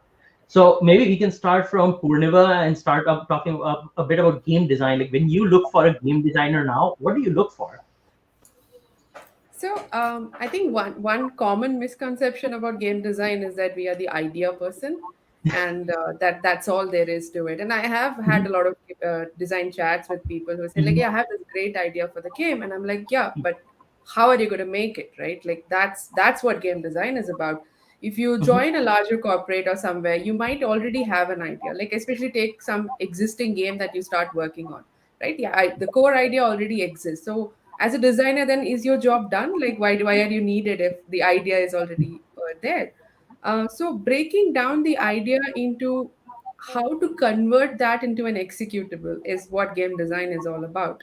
And there are so many aspects of game design. It's not just about, okay, I can envision the story, I can envision the player's journey. It's good, but you still need to talk about what is the flow, what is the control, what is the system, how are you going to balance it, what are so many things that goes into creating that entire world. It doesn't matter whether you're talking hyper casual or AAA, right? Like eventually all of them have every aspect of it in different levels and different scopes. So for me, that's what I look for. I look for is potential. and interest and the ability to learn. And I feel like someone needs to be a team player for me. Like they could be like the epic designer ever, but if they are not a team player, it's a no from me, right? Like I am okay taking the hit where someone is not that skilled, because that's something I feel that you can train, learn, and become better at if you have the right mindset for it. But if you're not a team player, changing that psychology is it's a much harder game. So I go for potential basic game design knowledge. And at least I'm talking from a very entry level perspective, of course. When I'm hiring a senior or a lead, the expectation is obviously more.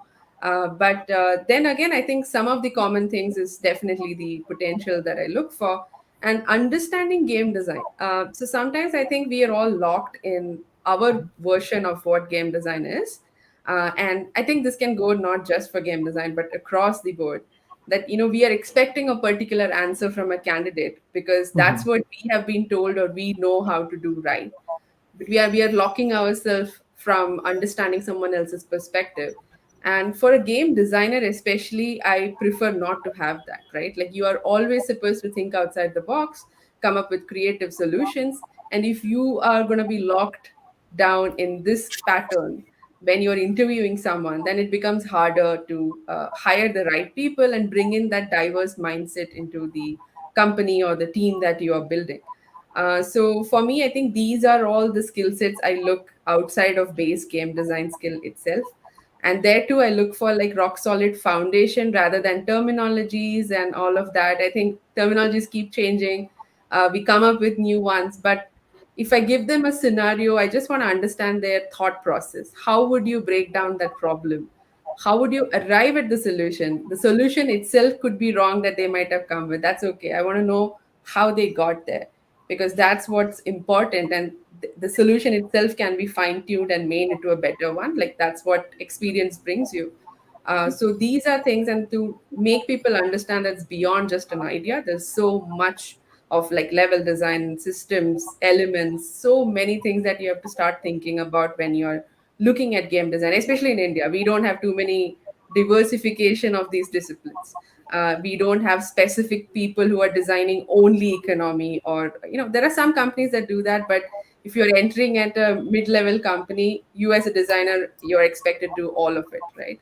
So these are some things you have to take care of, and that's what I try them to tell them. And if you're looking at India, free to play is definitely something that's prime. So if you have worked all of your portfolio on a AAA game and you don't have any basic understanding of free to play, that's tricky because you need to understand the industry or the company you're approaching. Learn about it, understand what aspects of game design work there. The principles don't change, but how you apply them slightly varies. So these are the things I look for. That's pretty fair. So, and when you were saying things about game design, a lot of that, I see in PMs too, being a team player, ability to break down critical problems. So since we have, Karan representing PM here today, what do you think, Karan? What's similar for you and what's different from what Purnima said? Yeah. So I would say that there are broadly 4 traits of a product manager, right? Let's say 4 personas of a product manager. One is the gamer, which means that you need to know, like Purnima said, right? Like you need to know your industry. You need to know, you need to love gaming, and you just need to know about games. The second is the executioner. This is the person who gets things done. This is the person who, come what may, will prioritize, will talk to people, will resolve issues, and will get things done. That's the second persona. The third one is the data guy. Like you ask a question, that person will throw Excel sheets on your face. And the fourth one is the growth hacker. This person is all about wild ideas. How can we get growth here, or how can we improve this, and the constant experimenting sort of a person. Now, obviously, there can be more aspects to this. Keeping this in mind, there are two things that need to happen after this. One, you need to know what you are as a successful. If you want to be good, you need to be at least average in all of these four, and good at like one or more than one of these. Like I believe in that T structure of skill set. Where like you have an average understanding of other things, but you have the depth in one. So you need to know who you are. So that introspection is extremely important. Now, on the other side of things, you also need to know what the organization where you want to go needs. Because different skill sets are needed for different organizations. So it's for example, let's take the example of a company which is making a game from scratch. If you want, if you want to meaningfully contribute in that organization, one, you need to be an extremely let's say you need to be a gamer, because you need to know the ins and outs of the industry. And second, you need to be an executioner, because we all I'm guessing have been affected by scope creep, and we all know how long it takes to build things. But you need to be able to get things done. Since there is no data, when you're making when you're making a game from scratch, maybe you don't need to be very good at that.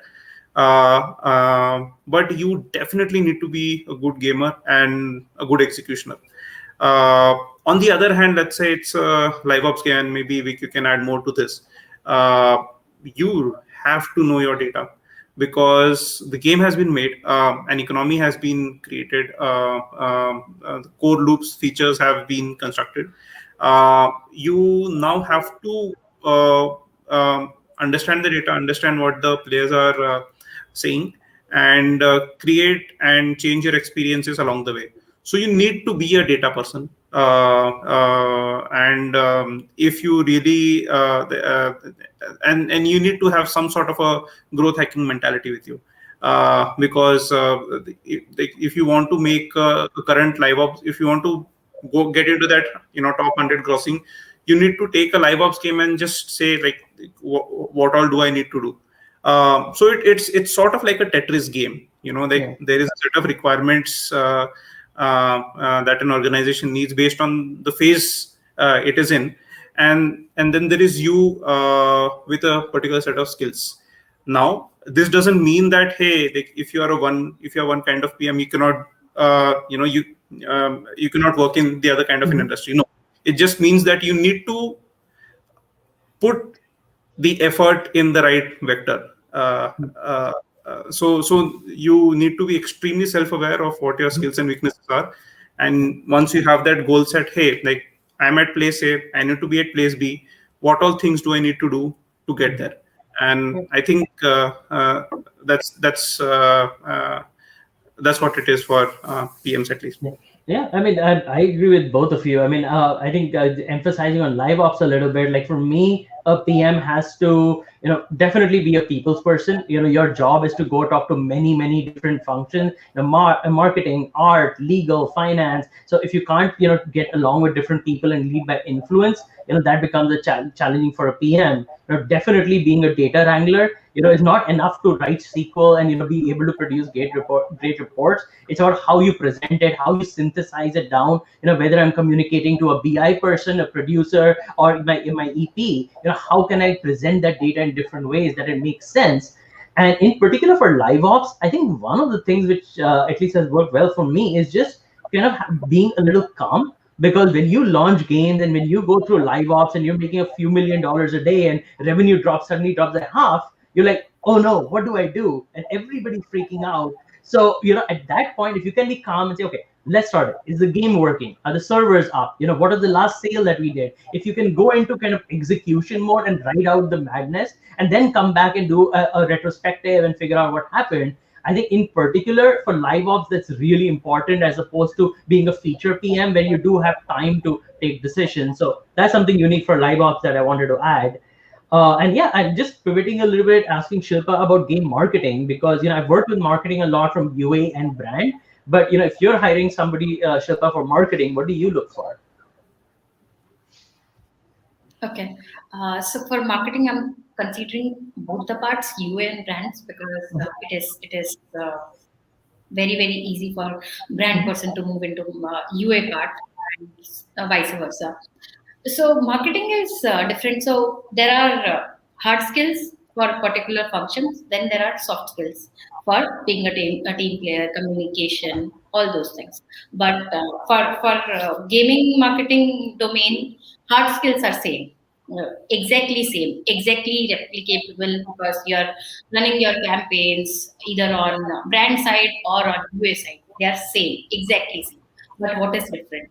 Difference is earlier, as a marketeer, you were studying the brain of your target audience from other perspective, and now you're considering that brain which you have to capture attention from gaming perspective, and that's where the difference comes. So I would want somebody who is willing to get into that side of marketing brain from gamer perspective, because they are bombarded with lot of ads, they are bombarded with lot of ideas, they are constantly playing games. So somebody who understands the gaming mind is a very specific skill set which is required for gaming thing. So who in terms of measurable skills, somebody who is a gamer, somebody who can deconstruct a lot of gaming ideas, as well as somebody who is data oriented, because here there is very thin line, but and very small portion of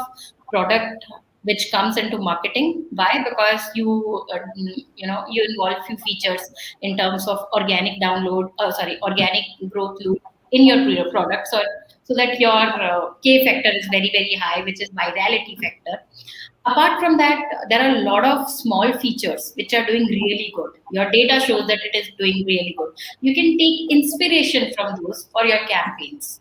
Okay, so somebody who understands those perspective also. Generally, in traditional marketing role, this does not happen, but in gaming marketing role, it does happen, because you take insight from your game. And with the advent of fake ads and ban on fake ads, now people cannot run behind the pin pulling ads. So you must have seen one big company putting pin ads, and then you see that every other company, after that big company, every other company would run this test. Why? Because we only have 3 seconds. If 2 seconds is already captured by somebody, I would want to leverage that. So here the competency to do a deep competitive analysis is very important, and dissecting it from marketing and gaming perspective is something very intangible. So what I usually do is I give ad hoc task that this is the top running ads on the internet for this particular week, because campaigns are little smaller. Okay, and what do you think that why it is working, and what are the similar ideas? So idea generation, very creative mindset we would require, and a marketing person has to work with product and design team, because they would be the base of those ideas. So whenever some design idea or some feature ideas which, let's say, did not pass some test in actuality, they can be an inspiration. So somebody who is into marketing, they have to understand this from other domain perspective also. So it's extremely intangible, but in terms of hard skills, it is transferable skills. And for people who knows their marketing and branding and UA part, they are good to come, and because these things they can learn and it's easy, but inclination is very much required. Yeah, I see. I think all of us said, I had the same vein in our answers. Like, we have to have our domain expertise, or at least an understanding, but, being able to wrangle data and being a gamer are just two things that are required for our industry. So I definitely see commonalities there. We are at time, but there is one question from PL, so I'll take that real quick. And that's for Purnima. It says, what are Purnima's thoughts on reoccurring purchases and the best ways to achieve this in a product? Wow, that's a topic in itself. Yeah, I think so. I would say from a player perspective, it works, right? I mean, this is clearly for a free to play game, and the reoccurring purchases are a nice way to consume in bits. It's pretty much like what you might buy as a regular grocery. Like you know you need so much tomatoes, but you still don't buy them in so much of a bulk, right? You're going to consume it in bits and pieces, see how much you're going to kind of use it, and then see if you want to buy it again. And then this time you kind of know how much do you use on a regular basis, and then you will try to buy a different pack or a smaller or a larger pack. So it allows you to do that. And oftentimes I kind of put game design and real life in together perspective, and I think you can work it together. So I think recurring purchases comes from like things we do, and then it has been brought into gaming because of player behavior, of how consumer behave with working towards this. And that's exactly why we put it. And technically, this is also quite in alignment with what PMs are working towards. So I would like them to step in and talk from that perspective as well. Got it. Just any closing thoughts, Karan, from the PM side? Just a couple of lines. Yeah, I think recurring purchases is all about creating recurring value. I think if I have to sum it up in one line, how do you consistently keep creating value? And if there is value, the purchase will happen. And like Purnima said, there's a whole series of tasks behind how to create value. Yeah, I know, right? Hey, if there's interest, maybe JK can help us, do another talk in a few months where we do monetization, subscriptions versus IAP and versus ads. So you're on mute. You're still on mute, JK. Whoops, sorry about that. Yeah, so I was just about to say that's a great idea, Vic. We'll have everybody back on. So please make sure to sign up for to the email list, and we'll email about the next sessions. But yeah, let's keep it going. Let's have additional focus talks on various topics. And with that, we now have our final session for the day, but it's a really good one. And so let me bring all the speakers on. And so we'll have a quick change here. But great job, Vic and speakers. Thank you so much. Hey, thanks everyone. This was a great chat, and yeah, I'm looking forward to seeing you all in the next panel.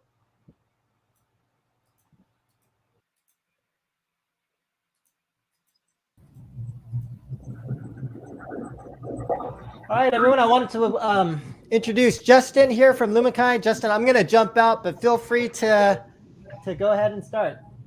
Perfect. Thanks a lot, Joe. Hey guys, thank you for joining us for the last session today. Just to provide a little bit of context, this has been a banner year for India gaming. We've seen record investment coming in from abroad. We've seen some landmark M&A deals, including Moonfrog, PlaySimple. And at Lumikai, we now get pinged pretty much daily by large global players who are looking to see how they can get more involved in the Indian market. So with that in mind, we're kind of joined today now by an esteemed group of global gaming leaders. You guys have all been tracking India.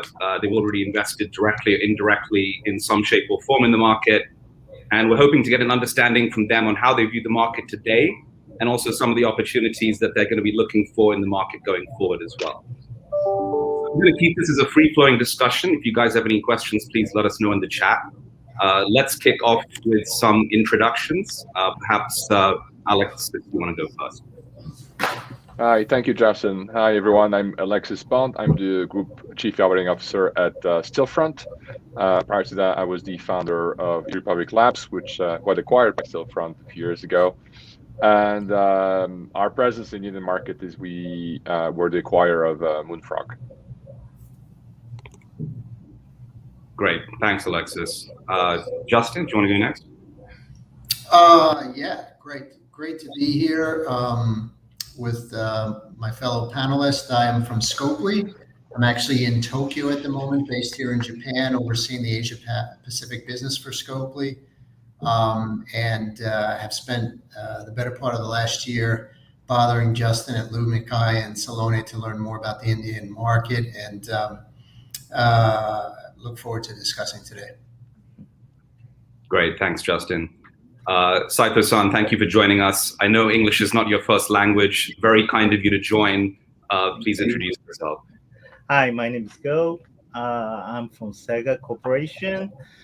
I'm the executive officer of Sega, and also I'm a head of Japan and Asia publishing of Sega. So nice to meet you, and looking forward to talk. Thank you. Great. Good. So let's jump into some questions. I think let's start with, so look, I think all of you guys, as we said, have been tracking the India market in some shape or form, often from different directions with different priorities. What have your observations been so far on the market's evolution, both on, I guess, the user side and the developer side? I think let's start off with Justin on this. Okay, thanks. Well, I have to say what's fascinated me about the past year, 18 months or so, on the consumer side, the evolution. You know, the types of games that are being played, I think the growing sophistication of the player. Something that if you compare to the evolution of other markets early on in their life cycle, I think the speed with which consumers are adopting new forms of gaming in India is really interesting. And you know, if anything, I think the developers are and will continue to be challenged to keep up the pace to meet this sort of growing and diversifying demand. Because as we know, the gaming industry, the type of games being produced today are extremely diverse. And so for any studio, including ours, picking your spots and really focusing on which genres you're going to become exceptional at is a key point. So watching how Indian studios pivot and address sort of the evolving consumer tastes and demand is going to be interesting. And I think from that, we'll see some real interesting trends in the next 2 to 3 years, in particularly at what type of games consumers are gravitating towards. Great. Alexis, Go, would you like to add anything to that? Go, you want to go?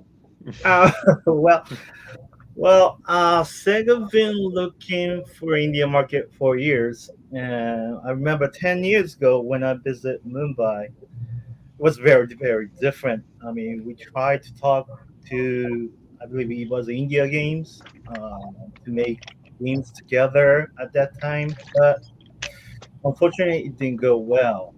But 2 years ago, I visited Mumbai again, and I visited a lot of developers and game publishers, and everything was different. Also, the mobile,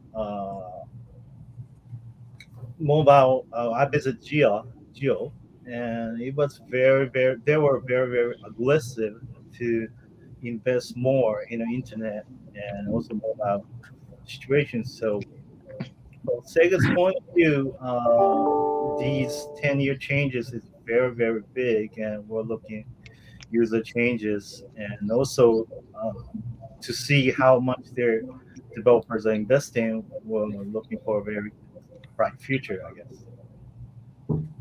Right.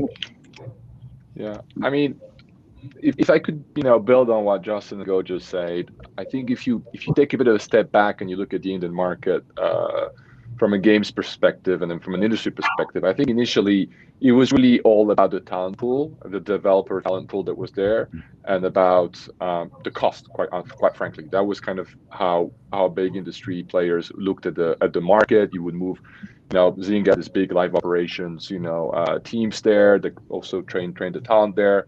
So I think that's interesting. Now I think we're looking at it at the talent pool in a different way, because basically the talent has increased, has improved. So that's a big change, I think, in the industry, in the big evolution, which allows for many, many new things. So that's on one side, I would say, the pure talent side of things. And then there's the market side of things, right?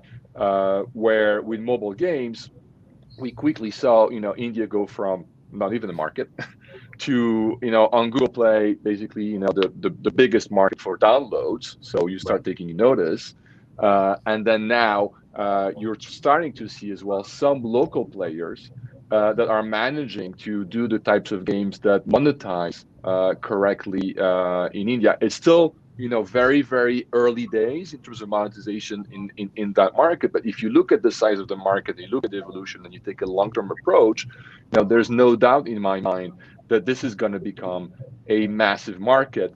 And then building on Justin's point, that means that it's going to allow for new types of games and new things and that. So you put together the evolution of the talent pool, the quality of the talent, plus a market that is massive and growing very fast and maturing very fast. I think you find yourselves with a massive opportunity, and that's why we're interested in this market. Yeah. So, I think as we talked about earlier, it feels to us like there's been kind of an exponential increase in inbound interest, especially over the last year or two, from global gaming companies. And obviously some of that is manifested in some M&A activity. We've seen Nazara's IPO, we've seen more M&A and just general investment across the ecosystem.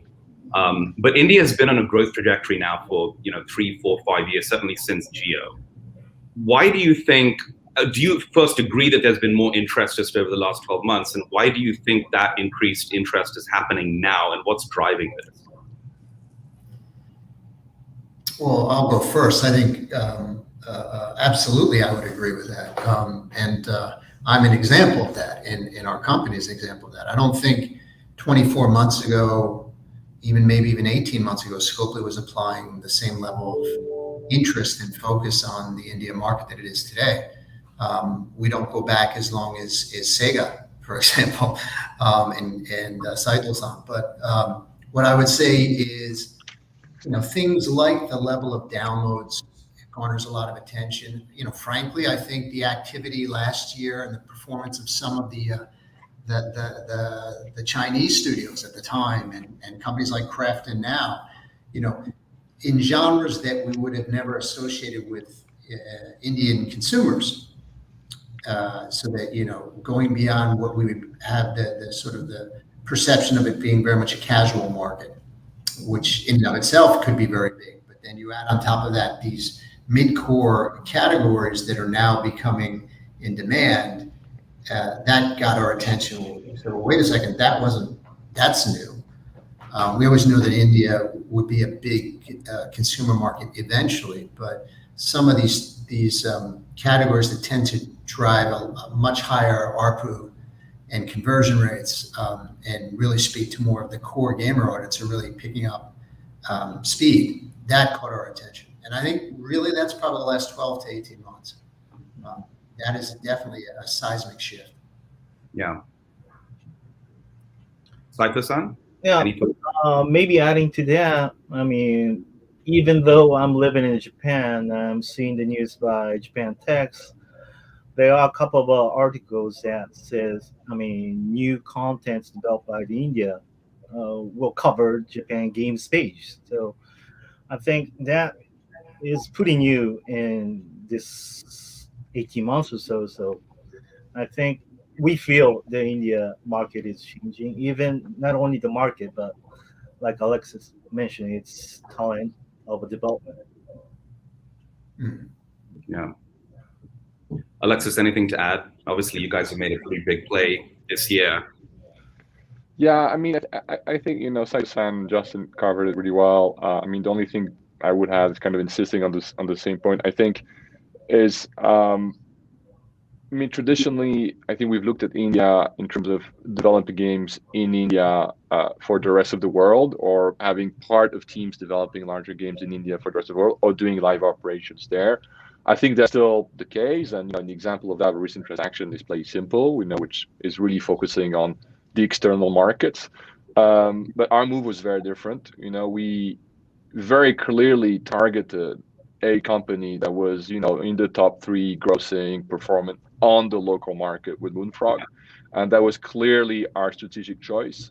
And I think we're going to see a bit more of that. And in that way, we might end up with, I have heard a few people try and compare, does that mean that India is going to be the new Turkey, And actually, I don't fully agree with that. I think the difference is that Turkey is a big market, but India will have a massive market. So I think the dynamics at play with India will be slightly different. Yeah. Mm-hmm. Yeah. So, look, so you guys have all looked at the market pretty closely over the last 18 months. I'm curious to understand, both from kind of, I guess, a personal perspective, from your own visits and your own research and your conversations with Indian studios, and also just more broadly from a company perspective, what do you look for in Indian studios? How do you evaluate Indian studios, either as partners or potentially, for early stage investments, acquisitions? What's your kind of framework for looking at studios, and what are the kind of priorities that you're looking at? Well, I'll sort of keep the order going. I think it's actually changed a little bit, the lenses we're applying, because to Alexa's point earlier, if we were looking at an investment or even an acquisition about a year ago, I think we would have been very much looking at it more as like to beef up our internal development capabilities to support what we're doing in other regions, particularly in the West, Europe and North America. And although the ability to do that from India is only increasing, and there's more talent that you could apply to that model, that is a very viable model. And it's one lens we apply. At the same time, as the domestic market grows at its current growth rates and probably will pick up pace, and knowing that you need a whole different set of skills in order to make a game successful inside of India, or let's say in the broader region, including Middle Eastern countries, then you would need for a pure support dev function for a Western studio. The types of companies we look at are just broadening, right? And you almost have to apply certain criteria when we're looking at certain companies and say, well, they might fit in our strategy in these areas, but not in these other areas. Some companies that are doing well in India actually are doing well from India, but not inside of India, doing well outside of India in the region. Right. Some are doing very well domestically in India. So you have to really dig in and understand the core competency of these studios as we look at potential investments, because India in and of itself, kind of like a China or Japan, will eventually be its own standalone region, right? That you could build an entire gaming business just in that market, right? And never go outside if you wanted to, like the States or, but at the same time, it's a market that people are very adept to, like developing with a global mindset. So again, I think you need to look at it with it depends on which lens you want to apply, and within Scopely, we're looking at it in multiple ways. Yeah. Saito-san, anything to add? Well, yeah, I think from Sega's point of view, we're pretty much seeing with Justin Scopely. We see India as a big future market for us, even not only the mobile area, but also maybe some Steam games and all those package games too. So, first thing, when Sega wants to come into India, we need good partner who can localize, or not only the text localize, but culturalize our IPs or games to the Indian market. So that kind of capability is what we're looking for at the first place. But for the company like Sega, we own various studios across the world, and we publish those titles to worldwide. And we still believe that, we are now believing that India's studio will have a capability to make own IPs or own games to publish, which can publish worldwide. So it's kind of like an investment to studio and also a partnership with a publisher from our point. Yeah. Saito-san, are you, so I think your perspective might be slightly different from Alexis and Justin's in that their business is primarily mobile and Sega is a conglomerate across multiple different business groups. How much of your interest in India is on sourcing and I guess complementing your mobile business? Or are you also actively looking for PC and console game developers? Because we actually, this is, I know, a free-to-play conference, but there's a vibrant community of like indie game developers who are now starting to build titles for the global market as well.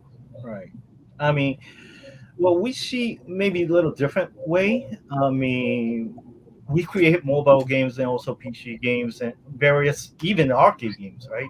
But I think, I mean, in coming 10 years or in decades, I mean, maybe device will not be that effective. I mean, making IPs or making a game content itself is more important than which device or which platform you're going to try. So it's kind of like building IP from our point of view. The studio can maybe develop mobile and console together, and business model is maybe the different in various local areas, but having a strong IP, it makes groups very stronger, and that's how we see it. Yeah, great. Alexis, I'd love to hear more about kind of the filters and how you look at evaluating studios, and are you interested in doing more acquisitions or potential partnerships? Or how are some of the ways you're thinking about working with Eagles? Yeah, so we have a slightly different filter to Saito-san, Sega, and also to Justin. So we at Scalable, we tend not to go as Stillfront, not to go in very early into studios. We usually don't invest or take minority stakes or build up a development center, as for example, Scalable is done, across several studios and several geographies. We tend to go in later on when the studios are more mature. They've been through the highs and lows of building their studios. The culture is pretty set. Ideally, they've achieved, product market fit and some proper scaling, either locally with their local product, but also, it's not what we did acquire Moonfrog, but we're also interested in studios that develop in India and have for the international market. But we want them to be, already at the point where they're scaling, and ideally they're almost the complete package, but maybe they're missing a few things to really go to the next level, and we can help them, with the toolbox that we have at Stillfront. So that's kind of. So I'd say, more advanced studios, probably, teams that have had experience previously, maybe in other companies that kind of not first time, builders of studios, because that's kind of the DNA that we have at Stillfront. And then on the personal level, I like to see things right at the beginning. So completely the other opposite, very seed opportunities to understand and feel the market. And that's why I'm personally doing, angel investing, worldwide, but also in India alongside you guys at Lumikai, because so I like to see really both extremes.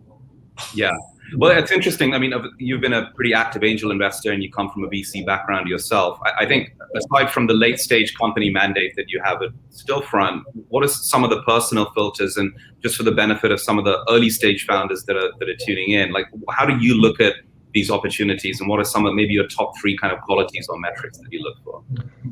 Yeah, so the number one quality is that we look at is the ability to build evergreen free-to-play IP. So if you have built a game that we think is evergreen qualities, is a game that you be able to operate as a live service for many, many years. That's really the key thing that we look for. The second thing is obviously the culture and the strength of the team. We spend a lot of time making sure that there's good culture fit. We look at core values like humility and competence that are super key for us. That's kind of the second thing. And then the third thing, which is already always a tough one to say, is we know it's hard to be profitable when you're making games, but we want you to be profitable. We want you to run and operate a profitable business for us to consider acquiring you. Yeah, from the outset. Not from the outset, But once you get to a position where you're talking to us, you should be in a situation where you're either delivering profitability, or you have a very clear path to delivering that profitability. The only reason you're not delivering it is because you're doing massive UA with clear ROS paybacks within X number of months, etc., etc. Right, got it. Another interesting trend, and Justin, you touched on this, we're seeing in Indian studios more recently, is their success globally. And obviously we've seen it with Play Simple, we've seen it with studios like Nukebox and plenty of others, Gameberry. How do you guys view the potential for Indian studios and IP to break out and become successful in other markets? And how should founders be thinking about this? I'm kind of specifically interested in, Alexis, I'm sure you have your inputs on this as well, but Go, obviously Sehgal works on a lot of quite Japanese-centric IP, like the Shin Megami Tensei titles that are successful worldwide, the Yakuza titles, and Justin, I know your prior experience at Disney, games like Kingdom Hearts, which became huge globally. I'm just curious to get your view on kind of what should founders be thinking about in terms of IP building, and then the ability to transfer that IP to a global market. Yeah, I mean, it's one of the things that personally interests me the most about seeing how India evolves in the next few years is I believe it's when and not if, but when and in what fashion will you see the first sort of global India-based game franchise? What will that look like? And Japan's actually an interesting benchmark. Back in the day, it was on console, of course, but that's not really the point. It's like early on in the evolution of the game industry, Japan was able to develop certain franchises that to this day resonate well with audiences several generations deep now, and some of them come from Sega and others like Sega. And those are the companies with longevity. So in our home in Tokyo, I mean, it's the Square Enixes, it's the Konamis and the Segas and the Capcoms and the Bandai Namcos, and I'm really interested to see how the equivalents of those companies in India evolve. Right. So how long will it take? It's almost less important to me what device or business model, but more about character and story development. I am interested in genre, right? Japan was able to build its base off of RPG, right? And Kingdom Hearts, you mentioned earlier, thank you for that. Kingdom Hearts is a great example of how you merged a very Western brand and a very Japanese brand, and it was really made sense because of the story and the environment it was set in, and the basic human emotions that it evokes, the emphasis on friendship and loyalty, and those things transcend any single game or any single platform. And so I'm interested to see what creative talent in India, what sort of ways they're going to evoke emotions that are universal and build franchises around that. That is going to be really cool to watch in the next few years. Yeah, and we've seen precedents in other Indian media, right? So we've seen absolutely movies like Bollywood hits like Bahubali become huge successes worldwide, and in China, and on the animation front, you've got Chota Bheem, which is I think the second most popular kids show on Netflix worldwide. I think it is a matter of time before it comes to games, and there might in fact be more transferability within games as a platform that's a little bit flatter. Saito-san, I'd love to get your perspective on this as well, in terms of Indian IP breaking out and how founders can be thinking about global markets. Right. I mean, I see the same thing like as a Justice do. Pretty not sure about what kind of a genre that India is strong with yet, but I think, like Justin Sensei, I mean, from Japan, it's obvious that stories and looks, and it's all come from the manga culture or storytelling culture in Japan. So I believe India has some kind of the same thing. I'm not sure what that is, but I'm looking forward to see what that is. And to be honest, I haven't found out that yet. For the company like in Japan, it's hard to understand. So that's how. I mean, that's what kind of a antenna I have to have, and that's what we're looking for from the partners or some key players on the Indian market. So it's hard to say. Sorry. Yeah, yeah. And Alexis, it's interesting that your first acquisition in India is a studio that's focused primarily on the Indian demographic. Was that a conscious choice, and kind of what's your thesis on the transferability of Indian IP and culture externally? Yeah, so it was a conscious choice, and I think you can look at IP, developed in India maybe in two ways. Maybe it's oversimplistic, but I'm going to try and do that. I think you can look at Indian cultured IP or games that are very popular in India and their international potential. Do they have potential to also capture people's imaginations? If you think about game mechanics, think of a game like one of the leading games at Moonfrog, right? Ludo. Extremely popular game in India. Quite popular also in other markets under a different name, like Pachesi and all that. Moonfrog probably has one of the best, if not the best Ludo game experience in the world right now on mobile. What's the potential of taking that worldwide? Okay, so that would be an example of not too cultural, but kind of still a very Indian game, going international. And then you kind of have the more like I would say the culture agnostic type of IP that can still be developed in India and can work everywhere, which I think is interesting to look at. I don't know what if it would be a good parallel to, for what happened in Japan, to say that maybe you've got the whole manga culture and and a certain type of design on that's taken the world by storm and is very clearly Japanese, but you also have games that that come from Japan that maybe have become almost how could I say it,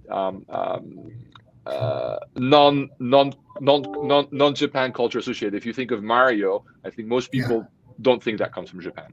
So Right. Can India also develop that sort of idea? Yeah, interesting. So look, I think more broadly, India right now, from a gaming perspective, is considered to be in this massive bull phase. There's a lot of investment coming in. We're seeing all the macro drivers around usage, quality of developers, etc. You guys have seen the evolution in other emerging opportunity markets. Are there any comparables from some of those other markets you've looked at? And based on those experiences, aside from all the opportunities we've talked about, any kind of pitfalls the broader ecosystem you think should be mindful of? Is there anything more broadly as an industry or group of developers do you think we should be focused on?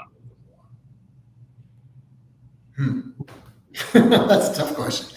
I'm not aware of an exact parallel of India.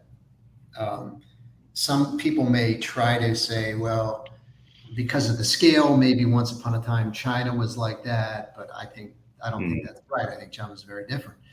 I think it's unique, and that's an exciting thing, right? It's been a long time at the very least since there's been a market this big, potentially, with such a unique set of cultural sort of icons that could be reinterpreted as entertainment and games.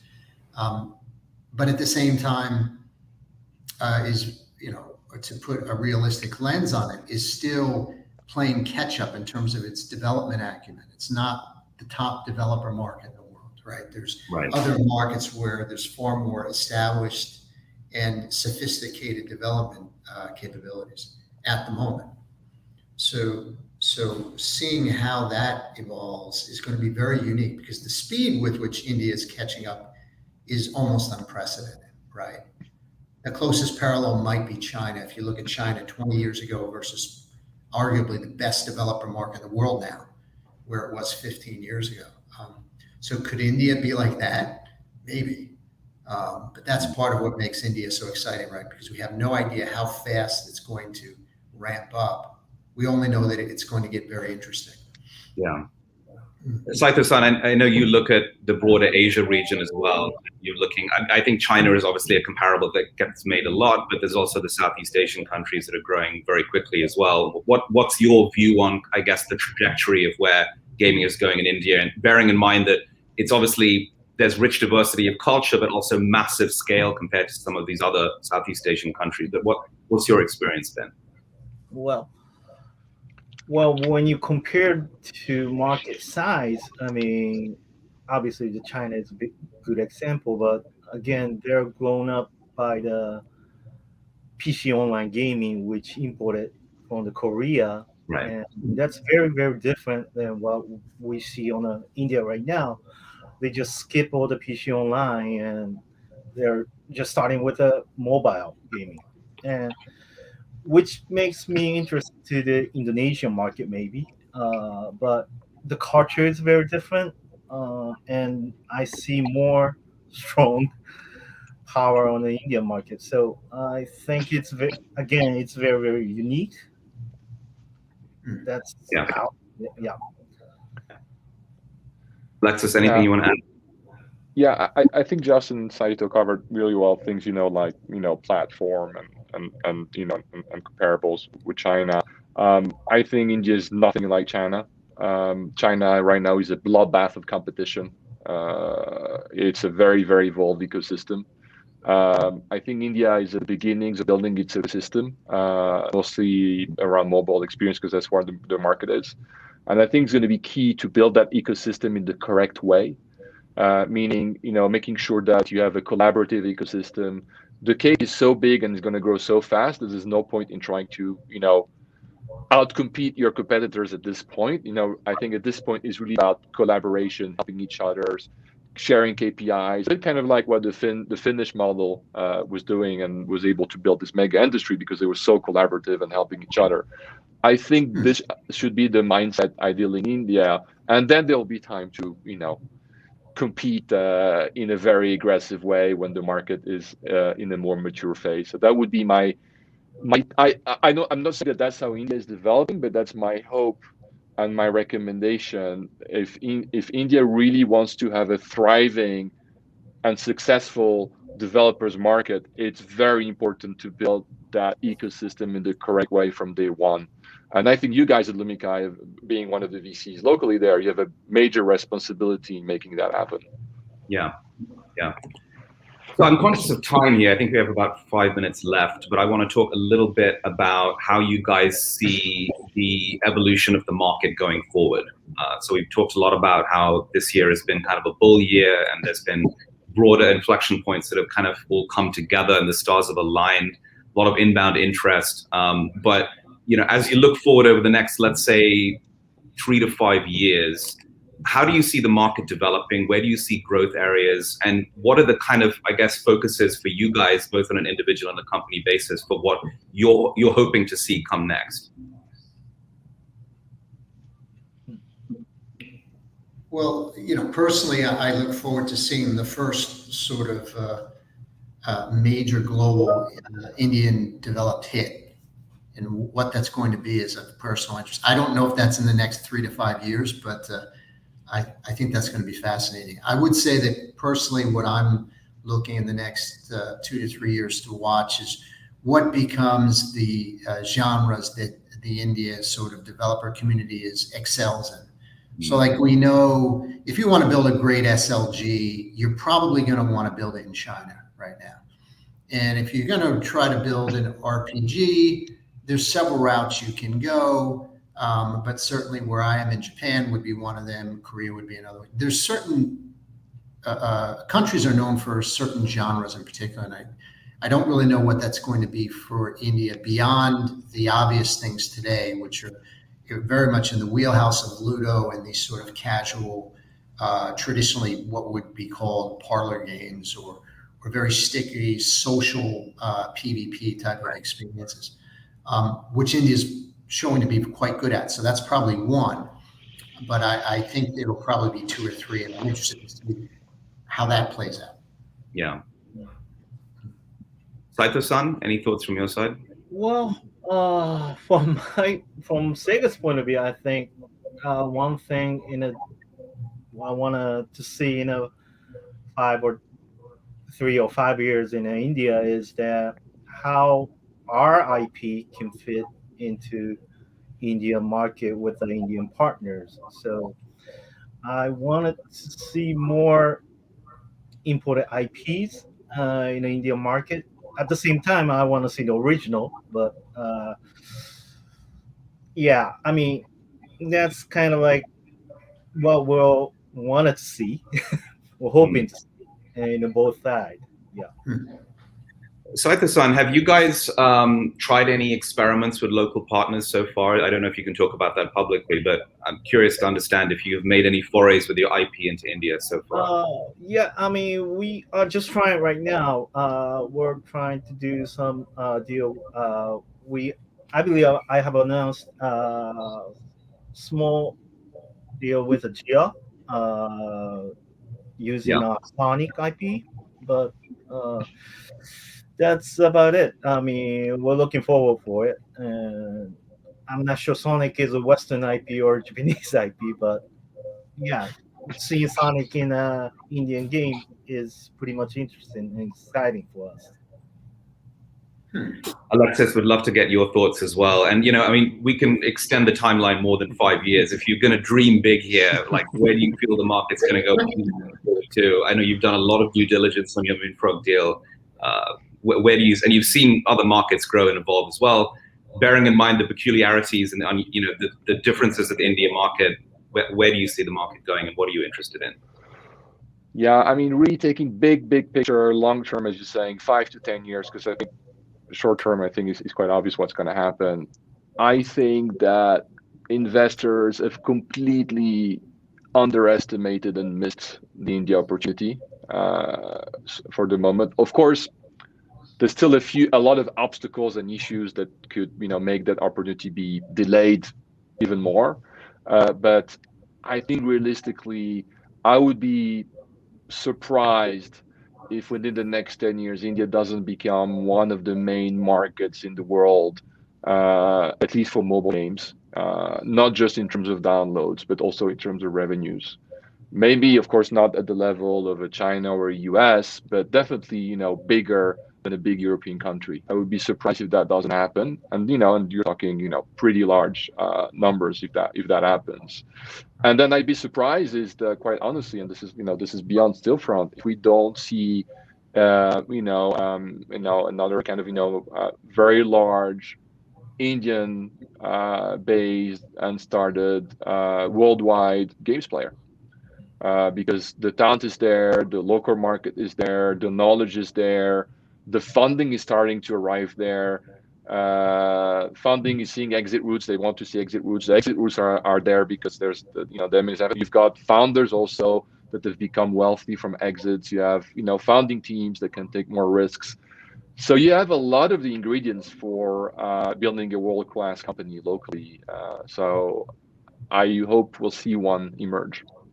Yeah.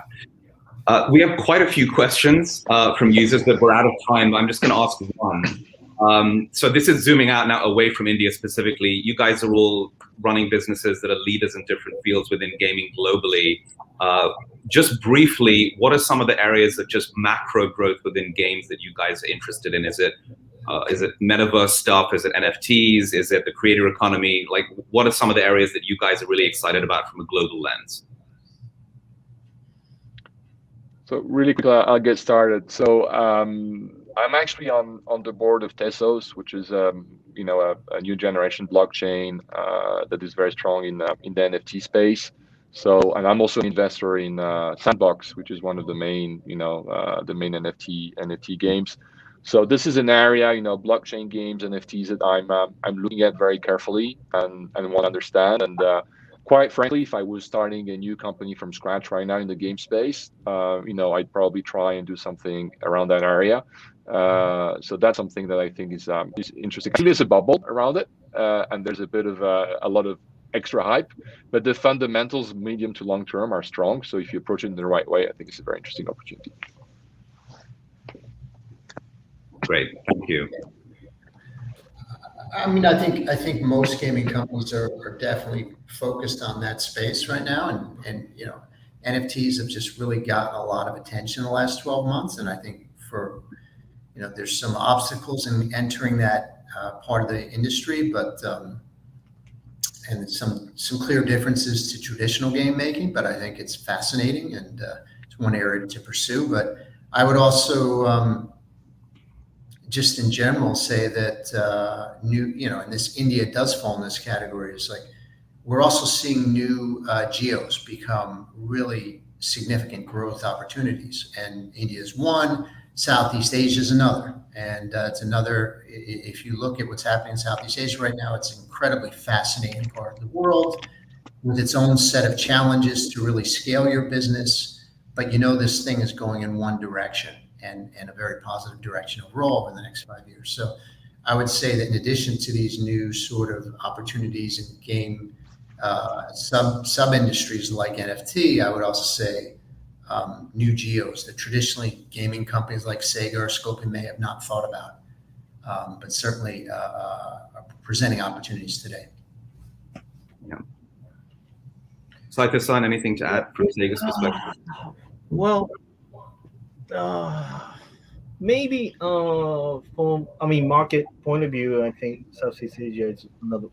I agree with Justin, and also I think from company like Sega, which has a lot of IPs and a lot of console game or package games, I think streaming and submission, those kind of area is one of the things we're looking for. And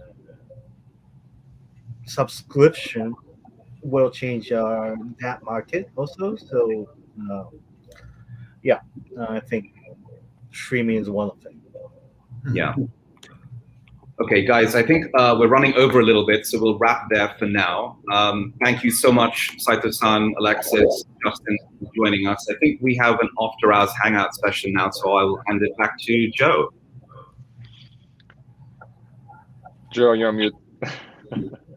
I've done that like twice already, but thanks so much, Justin. You were an excellent moderator, and thanks so much for the speakers. If anyone wants to hang out, you feel free to hang out. We'll try and field a few questions here that are coming in. We could take a few while some of us are on. Looks like there are a few questions about crypto. Maybe we can talk about this one. Any thoughts on Axie Infinity and future of crypto and gaming in India? Lots of revenues at Axie. It's interesting. I wonder where it's coming from. Now, is the revenue overstated though? Because some of the research I saw seems to be looking at the overall transaction size relative to the actual revenue generated by the Axie guys. Yeah. But I don't know. I think that for me personally, I think that I kind of agree that it's a little bit overblown. Like, I think long term, sure, NFTs are the future for everything, not just for gaming, but for everything. But you got to think that the majority of the models aren't going to work out in the medium term. But longer term, yeah, I kind of share the same kind of perspective on crypto there.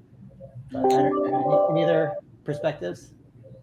I think sorry, go ahead. No, please go ahead. No, just a very brief point. I think if you mix IP plus rarity plus a better platform to protect that, plus a way of making your time gaming matter more or even become a revenue source that's legal versus illegal, thinking of the gold mines for Warcraft and all that, and you get that equation right, then there's something really interesting there. The thing is, I think we're really at the beginning of that, and very few people are getting it completely right. That's all.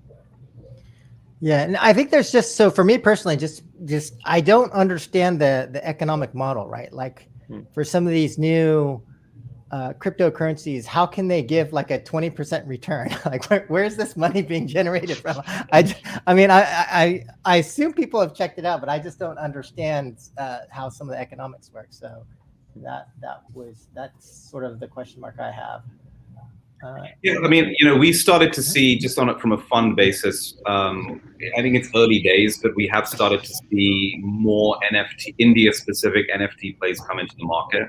A lot of them are based around. So, I mean, given this is driven primarily by scarcity and IP, as Alexis mentioned, the obvious plays are in cricket, Bollywood, music, but there are some questions around, I think, execution and who's actually the end owner of that IP. So who's going to be the right person to bring it to market? But we are starting to see more activity in that space, but it's early at the moment. Yeah, that was going to be my only comment, is falling back on my 17 years at Disney was like, rights ownership, big deal. So it's, I know who will make money. It will be the lawyers. The hotter this industry gets, the more the lawyers will make. All right, another question coming in. What kind of games do you think will be leading the growth in game dev in upcoming years? So similar to the question you asked, Justin. I personally, and just kind of talking my own book, I think that shooters still have a lot of room for growth, right? Like, you look at the growth of shooters over the last 2 years, and there's kind of like this notion of it's called convergence theory, where once you have the right set of variables converge, the right technologies, right? And so like device performance, the UIs got better, multiplayer netcode got better. And so that to me is what led to the big growth in terms of shooters over the past couple of years. So we've been seeing this, I think 45% CAGR growth in terms of revenue, over 87% growth CAGR in terms of like downloads. And so, but we've only seen 2 subgenres, right? And so team deathmatch and battle royale comprise almost 90, at least in the Western market, almost 90% of the revenue. And so when we look at every other gaming genre and we see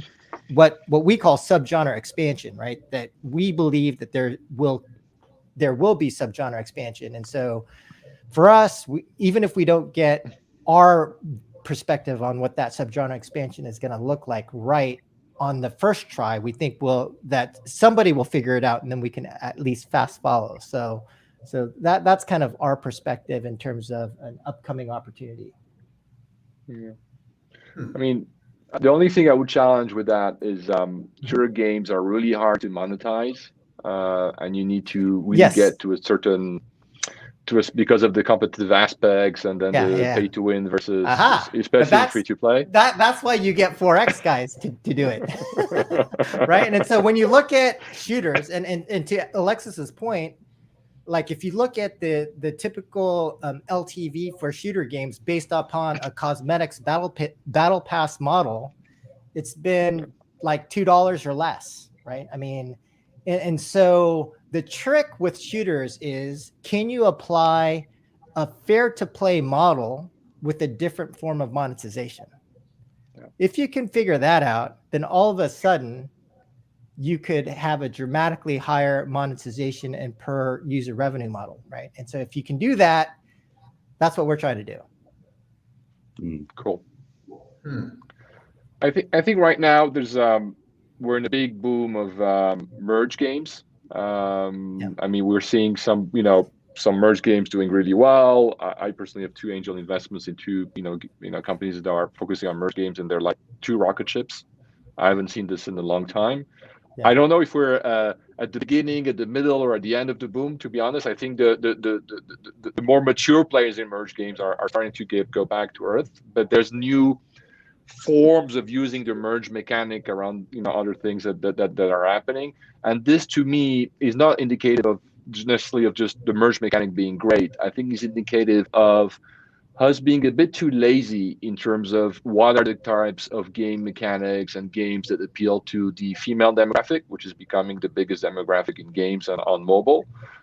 Maybe over relying for a little too much time on match 3 and then different versions of match 3.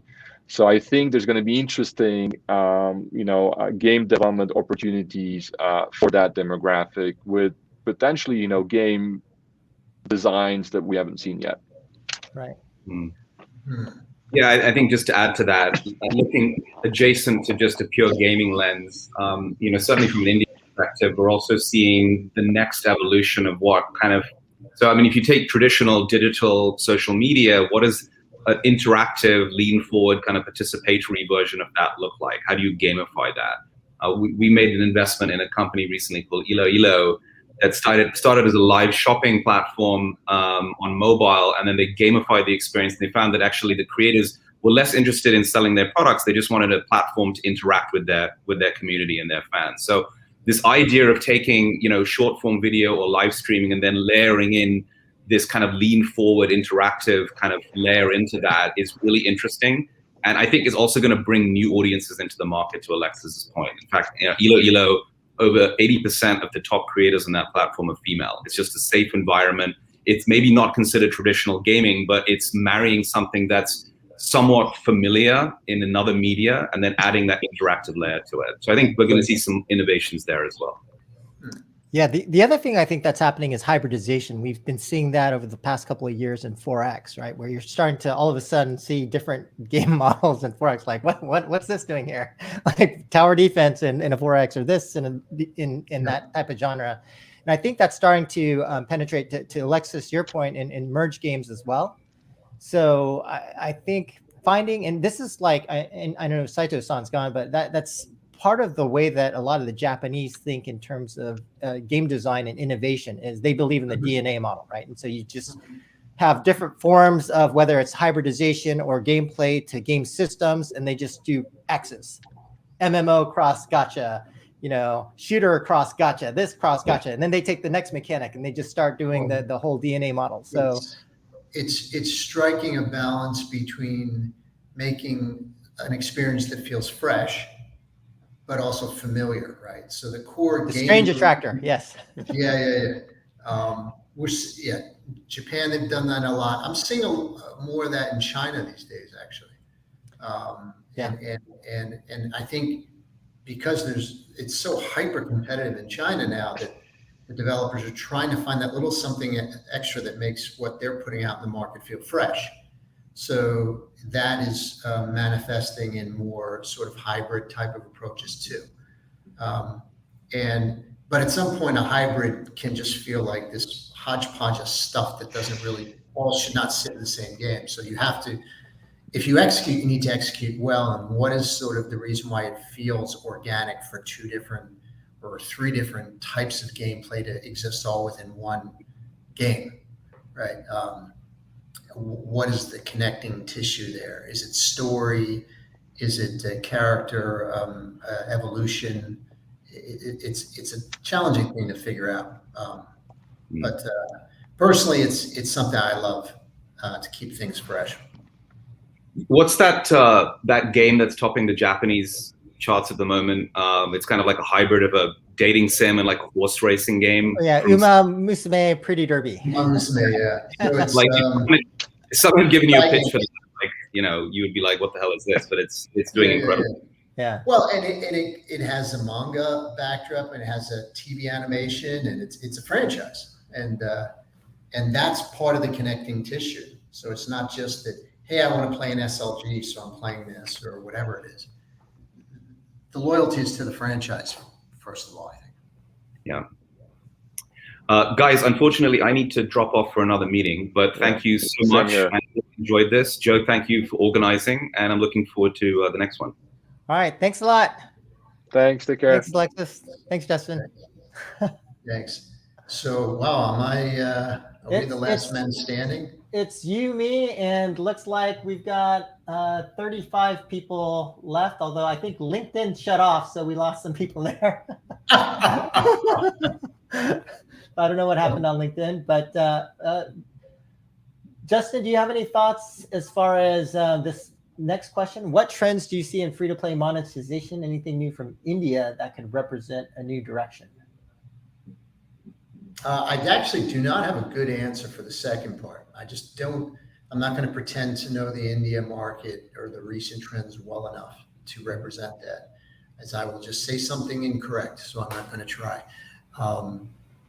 But in terms of free-to-play monetization sort of trend, I mean, I think, you know, in the last 2 years, we've seen a lot of new models come up, and this whole concept of battle passes has become just standard. But if you go back a year and a half, I don't think that was, at least on mobile, not necessarily the case as much. I think it's just become more and more accepted and expected. I think that going forward, what will be some of the things you were talking about, shooters earlier? How do you avoid the pay to win trap and allow for real competition in some of these genres that require that, while still having a very attractive monetization model? The more pressure to make sure that your game is 100% fair and it's not pay to win, the more innovation will evolve from that. I think, arguably Battle Pass, I think, came partially from that, and season passes and things like that. But, I would have to say in the last 6 months, I haven't seen anything that I said, wow, that's new. That's a really great idea. In terms of the new sort of tactics to monetize it free to play. Right. Maybe it's a lack of fresh ideas, but I really haven't seen too much. Yeah, I will say that I think that there are probably some new things coming, and then depending on what happens with app stores, I mean, we may see some potential for even more innovation. But generally, I would say that usually, whether it's game mechanics or free-to-play monetization models, it's usually rooted in something that has already existed. So, I mean, the Battle Pass prior to Fortnite popularizing it existed in Dota, right? And so, so that's what I would recommend to the folks in the audience to do, is that sometimes the future can be predicted by what's out there existing or in the past. And we have some ideas at LILA in terms of like different ideas for how to monetize our player base, mixing some stuff that's not popular now, but has been used successfully in other domains or by other game companies that may not have quite achieved the scale, but has shown some forms of success. So I would just recommend people keep their eyes open for things like that. Question: do I ever sleep? No, not much. Good to see you there, Matthew. Justin, you know anything about the law? Do you think there will be patents for crypto mechanics structures in games, like how patents in game development programming have? I do. Okay, great. Because I don't. Well, it's let's put it this way: there will be companies that attempt to do that, and I think that whenever you have this sort of explosion in a new area of entertainment and gaming, we've seen it several times. Inevitably, litigation ensues at some point. People claiming they own a particular game mechanic, and there's this other game that looks exactly the same, and they spend 3 years on litigation, and so it's very hard. I don't think the movie industry has an equivalent, but it's almost like somebody comes up with a new genre take and they want to patent it. Right? It's just like romantic comedies in movie, or did somebody have the patent on that, or something like that? It's just, at some point, it just, everybody moves on and says, yeah, that's crazy. Of course, that's not patent. But I think crypto mechanics and structures at this point, it's so early that I would be surprised if you don't see companies try. Okay. We've got another question. If players play the game for the first 3 days, they're much more likely to continue playing it over a longer period of time. How much realistic this is with respect to puzzle versus shooter game genres? Okay. Well, I think if you're kind of asking whether the first 3 days of player behavior is predictive of longer term gameplay, I would say that it is. I think you should look up, there's actually a study by Google that looked at retention versus like the first 10 minutes of gameplay. And I would say that other studies have been done that kind of show that you can actually predict longer term retention, even by not even the first 3 days, but by the first 10 minutes. Although in my experience, the data that I've seen shows that proves true for casual games and not really mid-core or hardcore games. But I would say that, you can have early signals. Some of the early signals don't make sense. And so that's why you've got like machine learning algorithms that are instrumented against 50, 100, 150 different signals, because sometimes you don't know what the things are that could indicate, longer term retention or engagement in a game.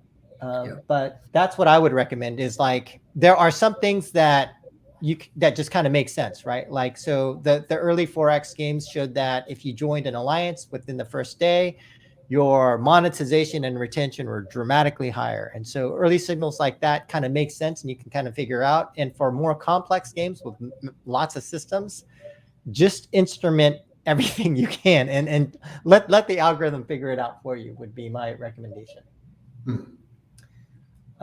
Justin, I don't know if you know much about narrative, but we do have a question from Adnan Amroliwala.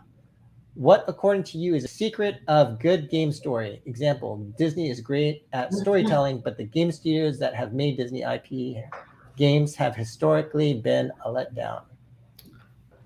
Wow, it's a great question. So I should step back. So when I was at Disney, I was overseeing all of the games Disney made in Asia.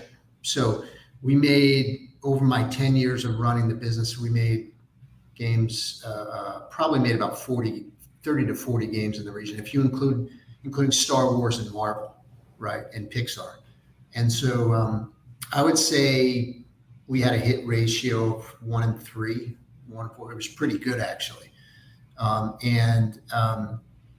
What I think is when we failed, it was because story was too intrusive, because we forgot that first and foremost, people are downloading our apps or buying our console game because they want to play a great game. And so story needs to be additive, but not intrusive. It's not a movie. It's not linear. It's also not meant to tell you the outcome. You are the one that determines the outcome. However, I think there's a big difference between mobile and console, and I think there's a big difference between casual and mid-core.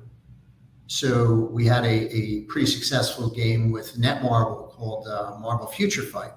And today the sequel, Marvel Future Revolution, was released. And I was overseeing those games. And those games are first and foremost great gaming experiences, but there's actually pretty detailed storylines and scripts, and the two games actually have some connective tissue. That's why the names are so similar.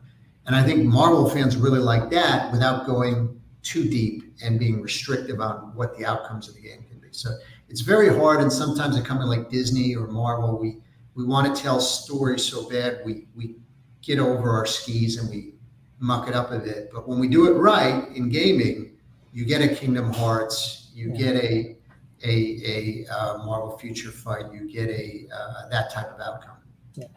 I personally have like the same answer for any form of art. And for some of you who are subscribed to the Game Makers newsletter, I kind of wrote about this in a post called Designing for Emotion. And really, the answer is, for me, a good story, a great song, a great game is all about the depth of emotion that it elicits in you as a consumer. And so if the story makes you feel something, if it surprises you, if it makes you laugh, if it makes you sad, that to me is what makes something a great story, right? And so basic human emotions. Exactly. So for Kingdom Hearts, Disney's franchise with Square Enix, we would do a concert tour, world concert tour every year, an orchestral concert that plays the music from the series.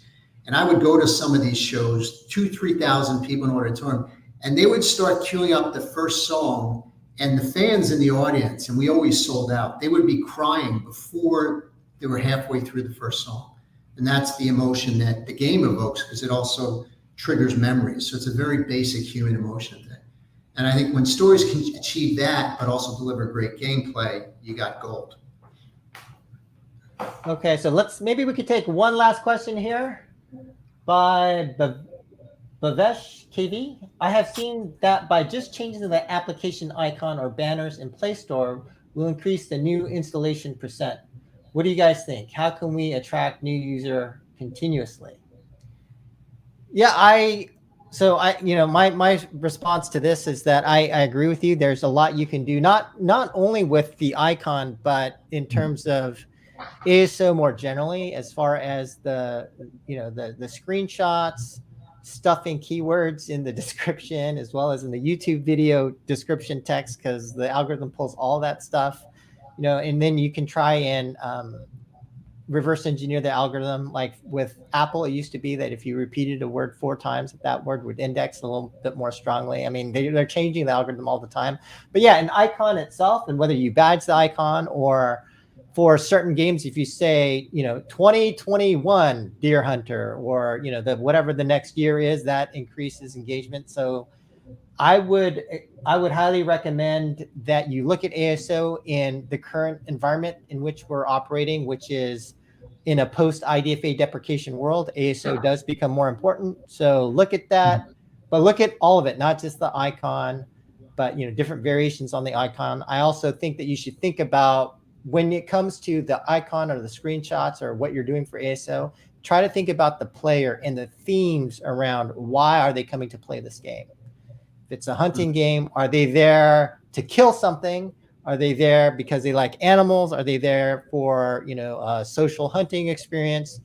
Come up with hypotheses in terms of the themes, and let that then dictate some of the creatives that you develop, and just experiment and iterate, and this is a proven practice. There's people who are experts at this kind of stuff. And you will learn just by experimentation, by trying these different things out, and it will definitely, absolutely improve in performance. Any other thoughts or concluding message for our audience, Justin? No, other than just want to express my gratitude. This has been great. I appreciate the time and being allowed to participate. And for the people who are watching, thank you, and best of luck. I'm sure most of you are in the industry, if not all of you, and you're working hard every day to make great games and to publish great games. And best of luck in being successful. All right, awesome. Thanks so much, Justin. Thanks everybody for joining, and yeah, catch us at the next event. Bye, everybody. Thanks. Cheers. Bye-bye.